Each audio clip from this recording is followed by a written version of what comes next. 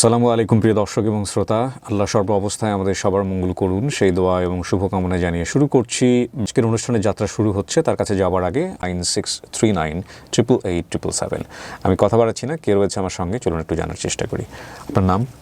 আসসালামু আলাইকুম। ওয়ালাইকুম আসসালাম। আমি মোহাম্মদ জাহাঙ্গীর আলম। বয়স কত হতে পারে জাহাঙ্গীর ভাই? 35। শুরু করেন আপনি। আমি সারিয়াকান্দি থানার অন্তর্গত ফুলবাড়ি ইউনিয়নের বালুয়ারতাইর গ্রামের একজন ভূমিহীন কৃষকের সন্তান। জমি ছিল না, মানে একদম ল্যান্ডলেস একজন মানুষ। অন্যের জমিতে কাজ করতেন। আমাদের পরিবারটা, আমরা 4 জন সদস্য, বাবা মা, আমি এবং আমার একজন ছোট ভাই আছে। আমাদেরকে অন্যজন জমি বর্গা দিত না, মানে আমার বাবা চাষ করতে পারতেন না, কারণ আমার বাবা আগে শহরে থাকতেন, হোটেলে কাজ করতেন আগেই। অতঃপর যখন গ্রামে যান, গ্রামে গিয়ে তো আর গ্রামের কৃষি কাজ করতে পারেন না, তাই অন্যরা জমি মানে বর্গা দিত না, যেহেতু চাষ করতে পারবে না। তারপর আমাদের যেহেতু 4 জনের সংসার, বাবা তেমন কোনো কাজ করতে পারেন না। এলাকাতে একটা হোটেল থাকে ফুলবাড়ি বাজারে, বাবা সেখানে কাজ দেন এবং সেখানে খুব অল্প টাকায় বাবা কাজ করতেন। আমার যতটুকু মনে পড়ে 20 টাকা দিন কাজ করতেন বাবা, অর্থাৎ একদিন কাজ করে মাত্র 20 টাকা পেতেন। সেই পরিবার থেকে আমার পড়াশোনা করা। আমি প্রাইমারি পড়াশোনা করলাম। ভাত থাকতো না, আমার বাবা মা অন্যের বাড়িতে কাজ করতেন। এমনকি যখন জ্যৈষ্ঠ মাস আসতো, জ্যৈষ্ঠ মাসে কিন্তু আমাদের এলাকাতে ধান কাটা শুরু হয়। আর ধান কাটার সিজনগুলোতে একটু যখন একদিন কাজ করা হয় তখন টাকাটা বেশি পাওয়া যায়। তাই আমার বাবা তখন ধান কাটার কাজ করতেন একটু একটু করে, কিন্তু সবাই নিত না, বাট তারপরেও একটু একটু করে কাজ করতেন। সেই সময় আমরা দেখতাম আমার বাবা বা মা যখন কাজ করতেন তখন যে খাবারটা দিত, বাবা মা কিন্তু সেটা খাইতেন না, সেটা আমাদের জন্য নিয়ে আসতেন, যাতে করে আমরা 4 জন একসাথে খেতে পারি। আমার যখন ক্লাস 5 পাস হয়ে যায় তখন আমার বাবার একটা চোখ নষ্ট হয়। সেই চোখটা অপারেশন করতে হয় রংপুর মেডিকেল থেকে, বাট তখন তো আমাদের টাকা ছিল না। রংপুর মেডিকেলে কীভাবে? আমার স্যারের ছেলের ওয়াইফ ছিলেন রংপুর মেডিকেলে, তিনি নার্সে চাকরি করতেন। তিনি এই বুদ্ধিটা দেন, তখন আমার বাবাকে রংপুর মেডিকেলে চোখের অপারেশন করে। অপারেশন করার পরে তখন ডাক্তার বলে দিল বাবার হোটেলে কাজ করতে পারবে না, কারণ চোখের সমস্যা, আগুনের কাছে থাকতে হয়। এমনিতেই সমস্যা, তার উপর সমস্যারও প্রকট আকার ধারণ করে। বাবা আবার ব্যাক করলেন বাড়িতে। তখন আমার মা করলেন কি, সমিতির থেকে টাকা তুললেন, টাকা তুলে আমাদের ভরণ পোষণ চালান, কিন্তু কিস্তি তো দিতে পারে না, কারণ বাবা তো কাজ করে না। তখন এই যে কিস্তিগুলো এক সমিতি থেকে আরেক সমিতি থেকে তুলে, এভাবে আস্তে আস্তে কিস্তির পরিমাণ বেড়ে যায়। যখন কিস্তি দিতে পারে না তখন কিন্তু আবার গ্রামে একটা রেওয়াজ আছে টাকা লাভের উপর নেওয়া, মানে একজনের কাছ থেকে টাকা লাভের উপর নিয়ে সেই টাকা আবার কিস্তি দিত, কিন্তু পরবর্তী সময় টাকাটা শোধ করতে হতো। এভাবে আস্তে আস্তে কিস্তির পরিমাণও বেড়ে যায়, অভাব অনেক বেশি হয়ে যায়। এমন কি সময় ছিল আমরা একবেলা সকালবেলা মা 1 পোয়া চাল দিত ভাতের ভিতরে, এবং আমাদের এলাকাতে লাউ হতো, লাউ বুঝেন তো, লাউ, বড় লাউ, এই বড় একটা লাউ দিয়ে খিচুড়ি রান্না করতো। ভাতের মধ্যে হ্যাঁ, খিচুড়ি। সেটা আমরা 3 বার খাইতাম, সকালে খাইতাম, দুপুরে খাইতাম, আবার যদি বেঁচে থাকতো তাহলে সেটা রাত্রে খাইতাম। এটা অনেকে বুঝবে না, উত্তরবঙ্গে যারা বড় হয়েছেন অভাবের মধ্যে, মন্দার মধ্যে, তারা হয়তো কিছুটা বুঝবেন। জি, এই লাউটা দেওয়া হয় যেহেতু চালের পরিমাণ অনেক কম, সেই কারণে লাউ দিয়ে ওই গ্যাপটা পূরণ করা হয়। এটা খেতে একদমই টেস্টি না।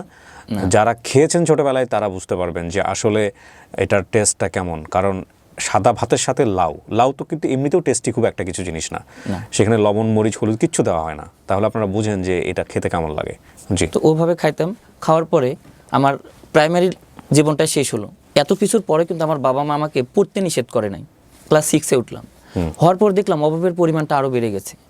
এখন কি করণীয়? এবার আমার খালাতো ভাই আইসক্রিম বিক্রি করতো গ্রামে, মানে আইসক্রিম ফ্যাক্টরিতে যাইতো, একটা বাক্স থাকতো, সেই বাক্স করে সে আইসক্রিম বিক্রি করতো। তখন আমি চিন্তা করলাম স্কুল বাদ দিয়ে আমি আইসক্রিম বিক্রি করি, মানে আমি স্কুলে না গিয়ে আইসক্রিম বিক্রি করি।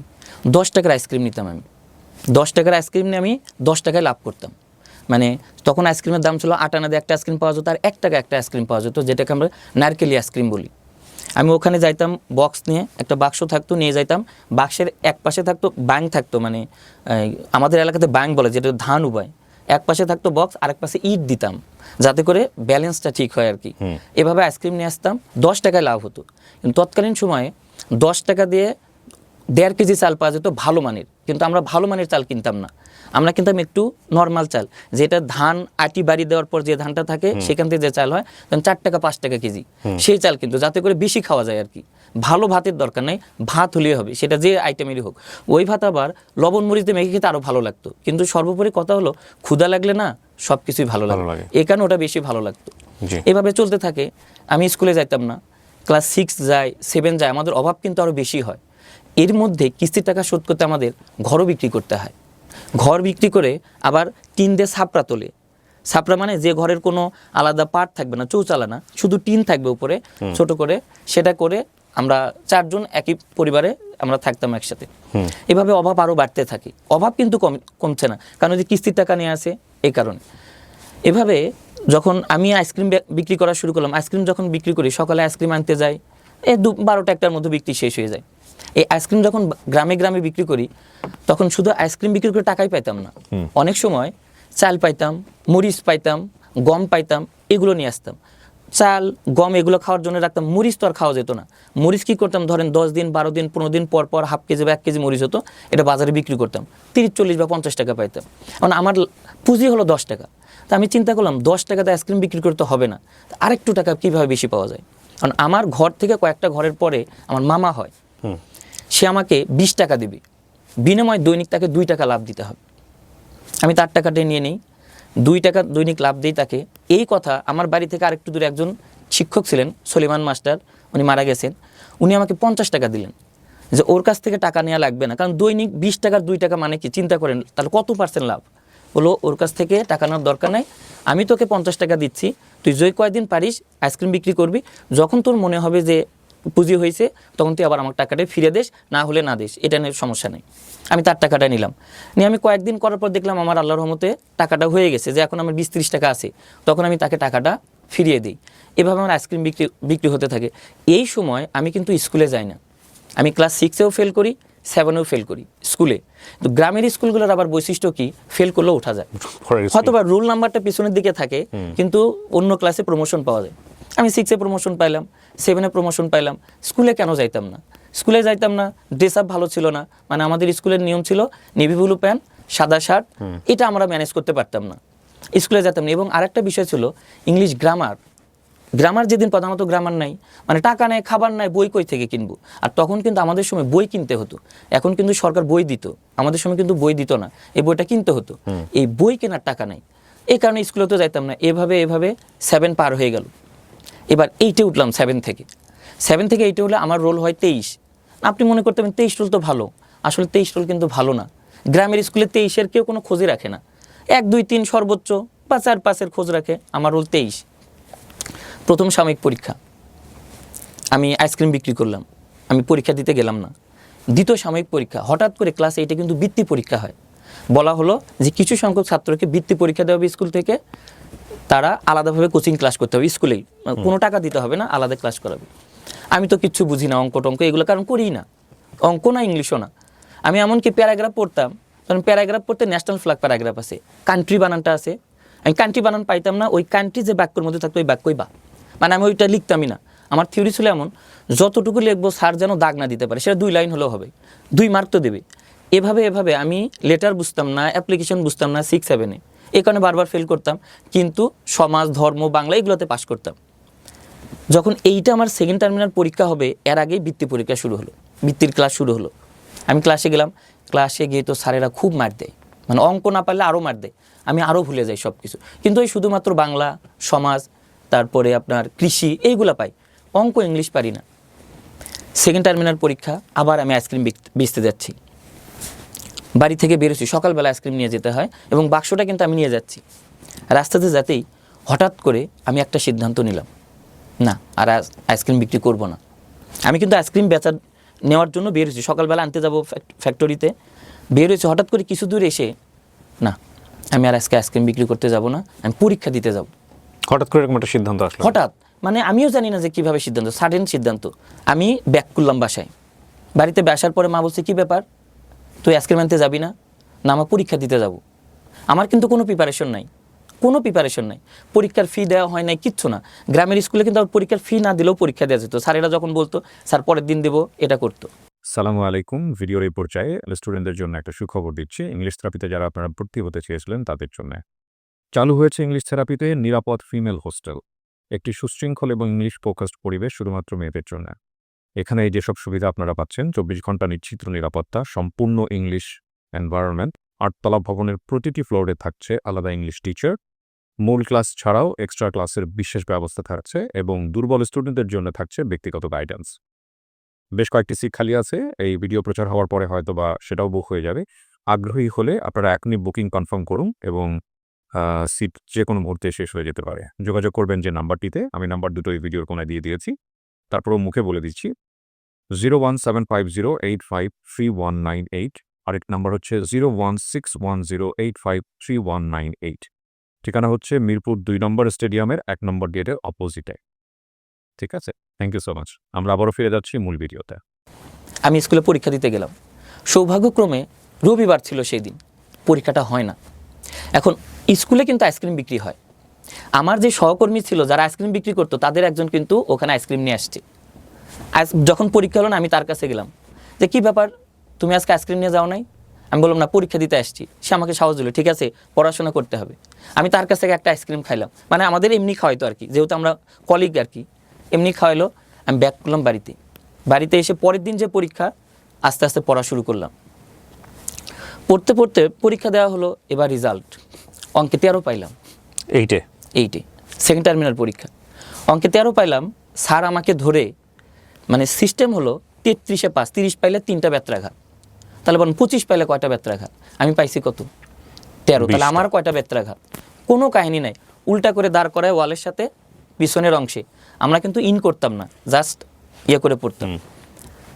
13টা মানে একটা না, মনে হয় যে 10-12টা মারলো আমাকে, কিচ্ছু করার নাই। যিনি মারছিলেন তার নাম এমডি আনিসুর রহমান স্যার, উনি আসলে ভকেশনাল টিচার ছিলেন। ওই সময়ে 2004 কি 3-এর দিকের ঘটনা। উনি জিন্স পরতেন, বুট জুতা পরতেন, এবং ওনার চুলগুলো এত সুন্দর ছিল এইরকম, আর ওনার কালারটা ছিল একদম দুধে আলতা কালার। যখন রাগ হতেন আরও টকটকা লাল হয়ে যেতেন, শুধু মার দিতেন অঙ্কে। এভাবে ইংলিশও তো ফেল করলাম। আমাদের ক্লাস টিচার যিনি ছিলেন, একটা ম্যাডাম ছিলেন, বিনু ম্যাডাম নাম। ওই যে বৃত্তি পরীক্ষা দিতে হবে তার জন্য ফি লাগে, তো যেহেতু আমরা বৃত্তি পরীক্ষা দিচ্ছি, পরীক্ষার ফি দিতে হবে, বৃত্তি পরীক্ষা দেব। তো বৃত্তি পরীক্ষা দিলে আবার স্কুলের পরীক্ষার ফি দিতে হবে না, কিন্তু আমার কাছ থেকে ফিটা নেয় যে কোনো কারণেই, মানে আমি তো ভালো করতেছি না এই কারণে ফিটা নেয়। আমি ম্যাডামকে বলি, ম্যাডাম আপনি বললেন যে যারা বৃত্তির জন্য অ্যাপ্লিকেবল তারা পরীক্ষার ফি দিবে না, তা আমাকে থেকে নেওয়া হলো কেন? ম্যাডাম বললেন, বাবা কিছু করার নেই। আমার যতটুকু মনে পড়ে, আমি ম্যাডামকে খুচরা টাকা দিয়েছিলাম, ডিম বিক্রি করার টাকা। মার গ্রামে তো হাঁস মুরগি পালে, এই ডিম বিক্রি করার টাকা নিয়ে এসে আমি একটা বক্সের মধ্যে, এই যে কাগজের বক্স ছিল মেবি কোনো একটা কিছুর, তার মধ্যে করে কয়েনটা নিয়ে আসছিলাম। ম্যাডাম আমাকে বলেছিলেন, জাহাঙ্গীর আমি জানি টাকা দিতে তোমার কষ্ট হলো, বাট কিছু তো করার নেই, কী করবো বলো। টাকা দিলাম, পরীক্ষা তো খুব খারাপ করলাম। এরপরে আমার সিদ্ধান্ত হলো, না আমাকে পরীক্ষাতে পাশ করতে হবে, স্পেশালি অঙ্ক এবং ইংলিশে। অন্যগুলো পাশ করছি, অন্যগুলোতে কিন্তু সংখ্যার মুখস্থ করা যায়, পাশ করতে পারি। এবার অঙ্কের যে স্যার, ওনার কাছে আমি প্রাইভেট পড়া শুরু করলাম। 100 টাকা মাস। আমি বললাম, স্যার আমি তো 100 টাকা একবারে দিতে পারবো না, আমি 30-40 টাকা করে দিই। স্যারের কোনো সমস্যা নেই, কিন্তু পড়তে হবে। অঙ্ক তো আমি বুঝি না, মানে এমন কি এই মিডল টার্ম করে উৎপাদক, এগুলোও পারতাম না, সহজ হিসাব কোনো কিছুই না। মায়ের কারণে আরও ভুলে যেতাম, ইংলিশ তো আরও দূরে থাক। এবার স্যারের কাছে প্রাইভেট পড়া শুরু করলাম। আমার টার্গেট হলো আমি এক অঙ্ক 25 বার করব। কিন্তু আমি যে এক অঙ্ক 25 বার করবো, আমার তো টাকা, খাতা কেনার টাকা নেই। কি করলাম, কলম, কালিবিহীন কলম দিয়ে লেখা শুরু করলাম। কিভাবে এটা? যাতে করে খাতা ফুরাবে না। কলম দিয়ে আমি লিখছি খাতায় বা পেপারে, কিন্তু খাতা তো ফুরাতে না। আপনি এটা লিখলে তো দাগ পড়ে, পরের বার তো আপনি দাগ বুঝতে পারবেন। দাগের দরকার নাই তো, আমি একবার করে লিখতেছি, আমার টার্গেট এটা, আমি ওই অঙ্ক 25 বার করব। যেমন ক্লাস 8-এ কিছু অঙ্ক ছিল, টাকায় 5টি দরে ক্রয় করলে, টাকায় 6টি দরে বিক্রি করলে শতকরা কত লাভ বা ক্ষতি হবে। স্যারের থিওরি হলো যে অনুশীলনী থেকে একটা প্রশ্ন আসবেই, মানে অঙ্ক যেগুলো দেয়া থাকে সেখান থেকে একটা প্রশ্ন আসবেই, এবং প্রত্যেকটা অঙ্কে কিন্তু অথবা থাকে, একের ক অথবা খ, একের ক অথবা খ। আমার টার্গেট হলো আমি অনুশীলনীর যে কটা অঙ্ক আছে এর বাইরে একটা অঙ্ক করব না, কারণ আমার টার্গেট 33 পাও, পাস করতে হবে। হাত থেকে পেপার নিয়ে যেতাম, ওই যে লুঙ্গি বিক্রি করে, কাপড় বিক্রি, তাদের মধ্যে কিন্তু পেপার থাকে, ওই পেপারগুলো আমি নিয়ে যেতাম, পেপারের উপরে লিখতাম, খাতার উপরে লিখতাম। তারপর এখন তো আপনি যেমন বললেন দেখতে তো হবে, যখন দেখার প্রয়োজন তখন পেন্সিল ব্যবহার করি। পেন্সিল তো সহজে ফুরাবে না, এবং রাবার দিয়ে তোলা যায়, পেন্সিলের পিছনে কিন্তু ইয়ে থাকে, রাবার থাকে পেন্সিলের পিছনে, এটা দিয়ে উঠায়। এছাড়া নর্মালভাবে রাবার পাওয়া যায়, সেটা দিয়েও তোলা যায়, তুলে আমি একের অধিকবার লিখতে পারি। এভাবে আমার যাত্রা শুরু হলো পড়ার। ক্লাস 8-এ কিন্তু এটা, তখন আমি রাত 10টা পর্যন্ত পড়ি, গ্রামে রাত 10টা পর্যন্ত। আমি কিন্তু আর বাবা মার ঘরে নাই, আমি এই সময় থাকি আমার মামার ঘরে। মামা আমার হুজুর মানুষ, ইমামতি করেন আমাদের পাশের গ্রামে, তো রাত্রে উনি থাকেন না। একই ঘরের মধ্যে আমার মামি থাকে এক পাশে, আমি আর আমার মামাতো ভাই থাকি আরেক খাটে, আর ওই খাটের সাথে ছিল টেবিলটা। রাত জায়গায় পড়ি, মামির একটু ডিস্টার্ব হয়, মামি বলে দিনের বেলায় বেশি করে পড়বা, এত রাত জায়গায় পড়া যাবে না, তাও একটু একটু করে পড়ি। আমার মনে পড়ে ক্লাস 8 আমি ফাইনাল পরীক্ষার জন্য একটা রচনা পড়ছিলাম, মাই এইম ইন লাইফ। সেটা কিন্তু ক্লাস 6-এর বই দেখে। ওই বইটা নিয়েছিলাম আমার বন্ধু আলামিনের কাছ থেকে, বইটার নামও ছিল আলামিন, নীল কালারের একটা বই ছিল। মাই এইম ইন লাইফে 6টা পয়েন্ট ছিল, যেমন introduction, what is aim in life, এরকম 6টা পয়েন্টে আমার মনে পড়ে আমি 6টা লাইন পড়ছিলাম, মানে একটা পয়েন্টে একটা লাইন, কারণ আমার টার্গেট হলো আমি 33 পাওয়াদের কথা। যেমন অ্যাপ্লিকেশন, আমরা অ্যাপ্লিকেশন অনেক বড় করে লিখি, যেমন বলছে যে write an application to your headmaster set up a tubewell. আমি দিতাম যে I beg most respectfully to state that our school is big school but unfortunately there is no tubewell, please set up a tubewell. কোনো বেশি লিখবো না, কারণ বেশি লিখলে বানান ভুল হবে, বানান ভুল হলে সারা কেটে দিবে, নাম্বার কম দিবে। আমার টার্গেট আমাদের স্কুল ভালো স্কুল, টিউবওয়েল নেই, টিউবওয়েল দিতে হবে। তারপরে তো আগে পিছিয়ে সব কিছু একই রকম থাকে। এভাবে আমি পড়া শুরু করলাম 10টা, 11টা, 12টা, এটা কিন্তু ক্লাস 8-এ। অতপর পরীক্ষা দিলাম ক্লাস 8-এ। আমার কিন্তু আইসক্রিমের ব্যবসা বন্ধ, এখন আমি পড়াশোনায় আছি। বাবা মা কিন্তু আমাকে একবারও বলছে না যে কেন তুমি ইনকাম করলে না, কারণ ইনকাম করা তো তখন ভালো, কখনোই না। আর তৎকালীন কিন্তু আমাদের গ্রামে একটা রেওয়াজ ছিল, বছর কামলা বলে। বছর কামলা মানে একটা ছেলে একটা গৃহস্থের বাড়িতে 1 বছর কাজ করবে, বিনিময়ে তাকে 12 থেকে 14,000 বা এরকম কিছু দর কষাকষির মাধ্যমে দেবে। ওই লোকের বাড়িতে কাজ করতে হবে, এই টাকাটা বাবা মা পাবে। কখনোই আমার বাবা মা এটা করেন নাই, তারা আমাকে পড়ার জন্য আর উদ্বুদ্ধ করেছে, ঠিক আছে পড়ো, কোনো সমস্যা নেই। এই পরীক্ষা হয় ক্লাস 8। পরীক্ষার হল থেকে আগে 80 অ্যান্সার করতাম, 8 পাইতাম, 9 পাইতাম, 10 পাইতাম। এবার আমি যে হলে পরীক্ষা দিচ্ছি সবাই বের হয়ে গেছে, আমি বের হচ্ছি না। আমার কিন্তু অঙ্ক পরীক্ষা, এখন অঙ্ক পরীক্ষা দিচ্ছি, অঙ্ক পরীক্ষা দিলাম, ইংলিশ পরীক্ষা দিলাম, সব কিছু কিন্তু আমার মুখস্থ, কারণ আমি এক অঙ্ক 25 বার করে করেছি, সময় বেশি লাগতো। একটা অঙ্ক আসলে 25 বার কিন্তু করার দরকারই পড়ে না, দেখবেন 5 বার 6 বার করলেই অটো মাথায় চলে আসে। আমি পরীক্ষা দিলাম, এবার রেজাল্টের পালা। রেজাল্টের দিন সকালে কিন্তু একটু আগে স্টুডেন্টরা আসে, টিচার। শীতের সময় ছিল আমার যতটুকু মনে পড়ে, আমি একটা সোয়েটার গায়ে দিয়েছিলাম, সাদা হাফ শার্ট, ওই স্কুল শার্ট যেটা সাদা, আর আমি প্যান্ট অলওয়েজ ভাঁজ করে রাখতাম, মানে নিচে ওই যে হাঁটুর নিচে ইয়েতে টাকুর নিচে কাপড় দেওয়া যাবে না, এই কারণে পঞ্চাশ স্যান্ডেল পরে থাকতাম। রেজাল্টের দিন সকালবেলা ওই যে অঙ্ক স্যার যিনি মার দিতেন, উনি আমাকে ডাকলেন, ডাকে বলছে তুমি জানো অঙ্কে কত পাইছো? না স্যার, আমি অঙ্কে ফার্স্ট হয়েছিলাম। এবং কত পেয়ে জানেন? 67 পেয়ে অঙ্কে আমি ফার্স্ট হই, এবং ইংলিশেও পাশ করি সেবার। এবং আমার রোল 23 থেকে একদম 6 হয়ে যায় ক্লাস 9-এ। সবাই কি ব্যাপার, যে ছেলে মানে আমি যে রাত্রে পড়ছি এটা কিন্তু কেউ জানে না, শুধু আমার মামি, আমার মামাতো ভাই, আমার বাবা মা আর আমার বন্ধুরা। আমি কোনো বন্ধুকে কিন্তু বলি না যে আমি এখন এইভাবে পড়াশোনা করি, কিন্তু আমি সমাজ ধর্ম এইগুলা আমাকে যেখান থেকে ধরবে, যদি ওটা পড়া হয়ে থাকে আমি ওটা মুখস্থ করবই। আমার কোনো নোট ছিল না, স্যারেরা কিন্তু ক্লাসে নোট পড়াইতো না, বই পড়াইতো। আমি বই মুখস্থ করতাম, অঙ্ক আর ইংলিশ ছাড়া ওগুলো বই মুখস্থ করতাম। ওগুলো আমাকে ধরলে আমি পারবই, যেখান থেকে ধরুক। ইংলিশে পাশ করলাম, অঙ্কে পাশ করলাম, রোল 6 হলো। একটু হলেও ভালো লাগা কাজ করছে যে আমি তো কোনো দিন আমার রোল 6 চিন্তাও করি না, এটা 6 রোল হয়েছে, যদিও গ্রামে, তারপরেও একটু ভালো লাগা কাজ করছে। ক্লাস 9-এ উঠলাম, উঠে সবাই কোচিংয়ে যায়। ওই কোচিংগুলো কিন্তু ডিসেম্বরেই ক্লাস শুরু করে, ফ্রি ক্লাস দেয়। আমি গেলাম, আমাদের ওখানে একটা কোচিং ছিল, কনফিডেন্ট কোচিং সেন্টার। আহম আব্দুর রৌফ স্যার এটা পরিচালনা করতেন, সারেকান্তি ডিগ্রি কলেজে। উনি গণিতের প্রভাষক ছিলেন। ক্লাস করতে, ফ্রি ক্লাস করতে গেলাম, গিয়ে আমার যতটুকু মনে পড়ে ফ্রি ক্লাসে একটা অধ্যায় ছিল English. Today is Poila Baishakh, that is public holiday, এরকম একটা অধ্যায় ছিল। আমি তো ইংলিশ এত বুঝি সুঝি না। স্যার ক্লাস করাচ্ছেন, করানোর পরে বলছে read the passage in again and write a summary with 5 sentences. এটা কিন্তু তখন এটা বুঝতাম না, এখন বলতে পারতেছি। তাই সবাই বলতে পারতো, আমি ছাড়া। এবং সবার চোখে চশমা ছিল, বেশিরভাগ যারা বলতো। তখন আমার মনের মধ্যে একটা ধারণা ছিল, যারা চশমা পরে এরা সত্যি ব্রিলিয়ান্ট হয়। কারণ যারা বলছে সবাই চশমা পরা, কোচিংয়ে এটা। আর কোচিংয়ে ছিল কি, অনেকগুলো স্কুলের first boy, second boy, third বয় সবাই আসতো পড়তে, যে স্বভাবতই তারা ব্রিলিয়ান্ট। আমি খালি চাই থাকতাম যারা পারে তারাই সব চশমা পরা, আমার তো চশমা নাই, তার মানে আমি এই কারণে মনে হয় পিছিয়ে আছি। ওই যে অভাব অনটন নিয়ে আমার কোনো টেনশন নাই, আমার একটাই টেনশন, এখন পড়াশোনা ভালো করতে হবে। এদিকে কিন্তু আমাদের পরিবারের অর্থনৈতিক অবস্থা খারাপ থেকে আরো চরম খারাপের দিকে পৌঁছে গেছে, খুব খারাপ। কিন্তু আমি পড়াশোনা বাদ দিই নাই, ক্লাস 9-এ উঠলাম। এখন কোচিংয়ের টাকা দেবো কীভাবে? এবার কোচিংয়ের স্যার বললেন যে পরীক্ষা হবে, পরীক্ষা হলে যারা ফার্স্ট সেকেন্ড থার্ডের মধ্যে থাকবে তাদের বেতন অর্ধেক। That was my great opportunity for me. আমি পরীক্ষায় অংশগ্রহণ করি, বেশিরভাগই থার্ড হই, কিন্তু থার্ড হলেও আমার ওই অর্ধেক বেতন কম। আমার সম্ভবত মনে পড়ে কোচিংয়ের বেতন ছিল 300 টাকা তখন, তাহলে অর্ধেক হলে হয় 150 টাকা। এখন এই 150 টাকা দেবো কীভাবে?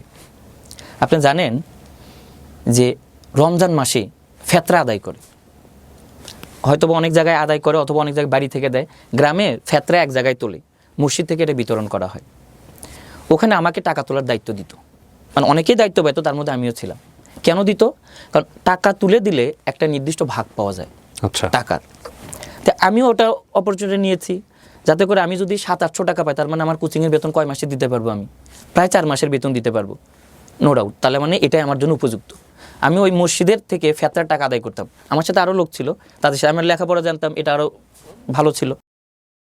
ওই টাকা আমি যখন সময় হতো কোচিংয়ে দিতাম, যদি বেশি হতো একসাথে 2 মাস বা এইরকমভাবে দিয়ে দিতাম। স্যার কিচ্ছু বলতো না, অনেক ভালো মানুষ ছিলেন কোচিংয়ের পরিচালক স্যার। এভাবেই ক্লাস 9-এর প্রথম সাময়িক পরীক্ষা শুরু হয়। আবার আমি কিন্তু মুখস্থর উপরে আছি, এবারও এখনও অঙ্ক মুখস্থ করে ওই বার করে করতে মানে না বুঝে জাস্ট না বুঝে আমার মুখস্থ, কিন্তু যেটা আসবে ওইটা যদি আসে আমি পারবো, একটু চেঞ্জ করে দিলে আর পারবো না।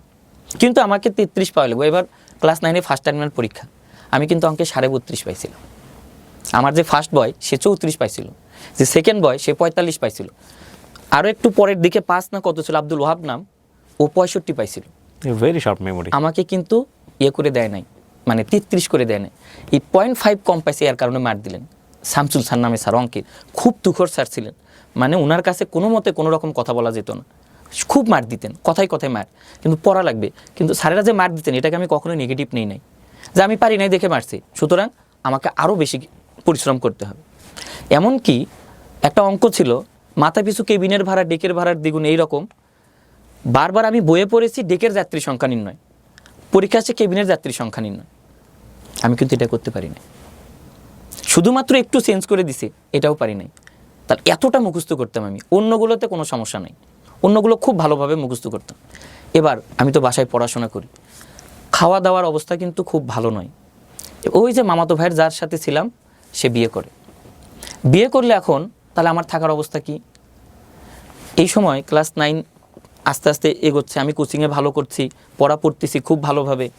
হঠাৎ করে মামাতো ভাই যখন বিয়ে করে, আমার থাকার অবস্থা কী হবে? আমি যখন রাত্রে পড়তাম, মা পড়তে দিত না, হারকিন নিভাই দিত। আমাদের সময় হারকিন লাগে পড়তে হতো, আর আমাদের কাজ ছিল মাগরিব নামাজ পড়ে এসে হারকিনের যে চিমনি এটা মুছতে হবে, হাত মুখ ধুয়ে তারপরে পড়তে বসতে হবে, যে কথা সেই কাজ। এখন আমি তো রাত 1টা-2টা পর্যন্ত পড়ি। গ্রামে কিন্তু একটা প্রচলিত কথা আছে, বেশি পড়লে ব্রেন নষ্ট হয়ে যায়, এবং আছেও এরকম, জানি না কেন, আল্লাহ জানে। আমার বাবা মা এসে করতেন কি, ওই হারকিনটা নিভিয়ে দিতেন, যে আমার ছেলের মাথা নষ্ট হয়ে যায়, মাথা নষ্ট হয়ে যায়, পড়ার দরকার নেই। কিন্তু মারা যাওয়ার পরে গ্রামের মানুষ গ্রামে পরিশ্রম করতো, তারা তো ঘুমিয়ে যেত। আরেকটা আছে ওই যে আগারাত পাসারাত বলে, হ্যাঁ একদম মানে এটা আপনি বুঝবেন কিনা জানেন, যে তাহাজ্জুদের সময় যখন হয় ওই সময়টাতে উঠে অনেক ছেলেমেয়েরা অনেক জোরে জোরে পড়াশোনা করে। আমিও জোরে পড়তাম। আমি যখন জোরে পড়তাম আশেপাশের লোক অনেক ডিস্টার্ব ফিল করতো, করাটা স্বাভাবিক, কারণ মুখস্থ করার জন্য আমাকে জোরে পড়তে হবে, আর আমার তো আলাদা কোনো সিস্টেম নাই। আমার একটাই থিওরি, আমাকে মুখস্থ করা লাগবে, পড়া মুখস্থ করতেই হবে। বই কেনার টাকা নাই, আমি যাদের কাছে বই নিতাম গ্রামেরই মানুষ, নামে মাত্র টাকা দিয়ে বই নেওয়ার পর মামা এই বইটা নেই, বইটা দিতেন। আনোয়ার মামা ছিলেন, মামুন মামা ছিলেন, তাদের কাছে বই নিতাম। নিউটন বই ছিল গাইডের মতো, এগুলো আমার মুখস্থ ছিল। ধরেন আমি পড়ছি, কারেন্ট গেছে, নো টেনশন, আমি কিন্তু পৃষ্ঠা উল্টাতেই পড়ছি, কোনো সমস্যা নেই। এবার 9 পরীক্ষা দিয়ে ক্লাস 10-এ উঠলাম, এবার আমার রোল হলো 3, মানে ইমপ্রুভ, সব জায়গাতে ইমপ্রুভ হচ্ছে, রোল 3 হলো, তখন পড়াশোনার পরিমাণ আরও বেড়ে যায়। এবার আমার কাজ হলো সকালবেলা উঠে কোচিংয়ে যাওয়া, খাবার থাক আর না থাক, বেশিরভাগ শীতকালে কোচিংটা ভালো হতো, আমার করকরা ভাত খেয়ে যেতাম। করকরা ভাত মানে রাতের বেলা ভাত রান্না করতো, সেটা কিছু পরিমাণ থাকতো, এইটা খেয়ে যেতাম। এটা করকরা বলার পেছনে কারণ আছে, সেটা হচ্ছে রাত্রেবেলা গ্রামের ঠান্ডা সম্পর্কে তো অনেকের আইডিয়া আছে। সো গ্রামের ঠান্ডায় ভাতটা একদম শক্ত হয়ে যায়, শক্ত, এবং এটা কিছুটা চাল বরাবর হয়ে যেত, এটা সকালবেলা গরম হইতো না, এবং ওই ভাতটাই আলটিমেটলি হয়তো একটু রসুন দিয়ে বা একটু ঝালমরিচ দিয়ে মেখে খাওয়া, এটাকে বলে করকরা। জি। আর যদি গ্রীষ্মকাল হতো, ওই যে কিছু ভাত বাঁচতো, ওটা পান্তা করে রাখতো, আর পান্তাতে পানি বেশি দিত। আর থিওরি হলো গ্রামে পান্তার পানি খেলে পেট ঠান্ডা থাকে, কিন্তু ঘুম ধরতো, কিন্তু ওইটাই খাইতাম, কোনো সমস্যা।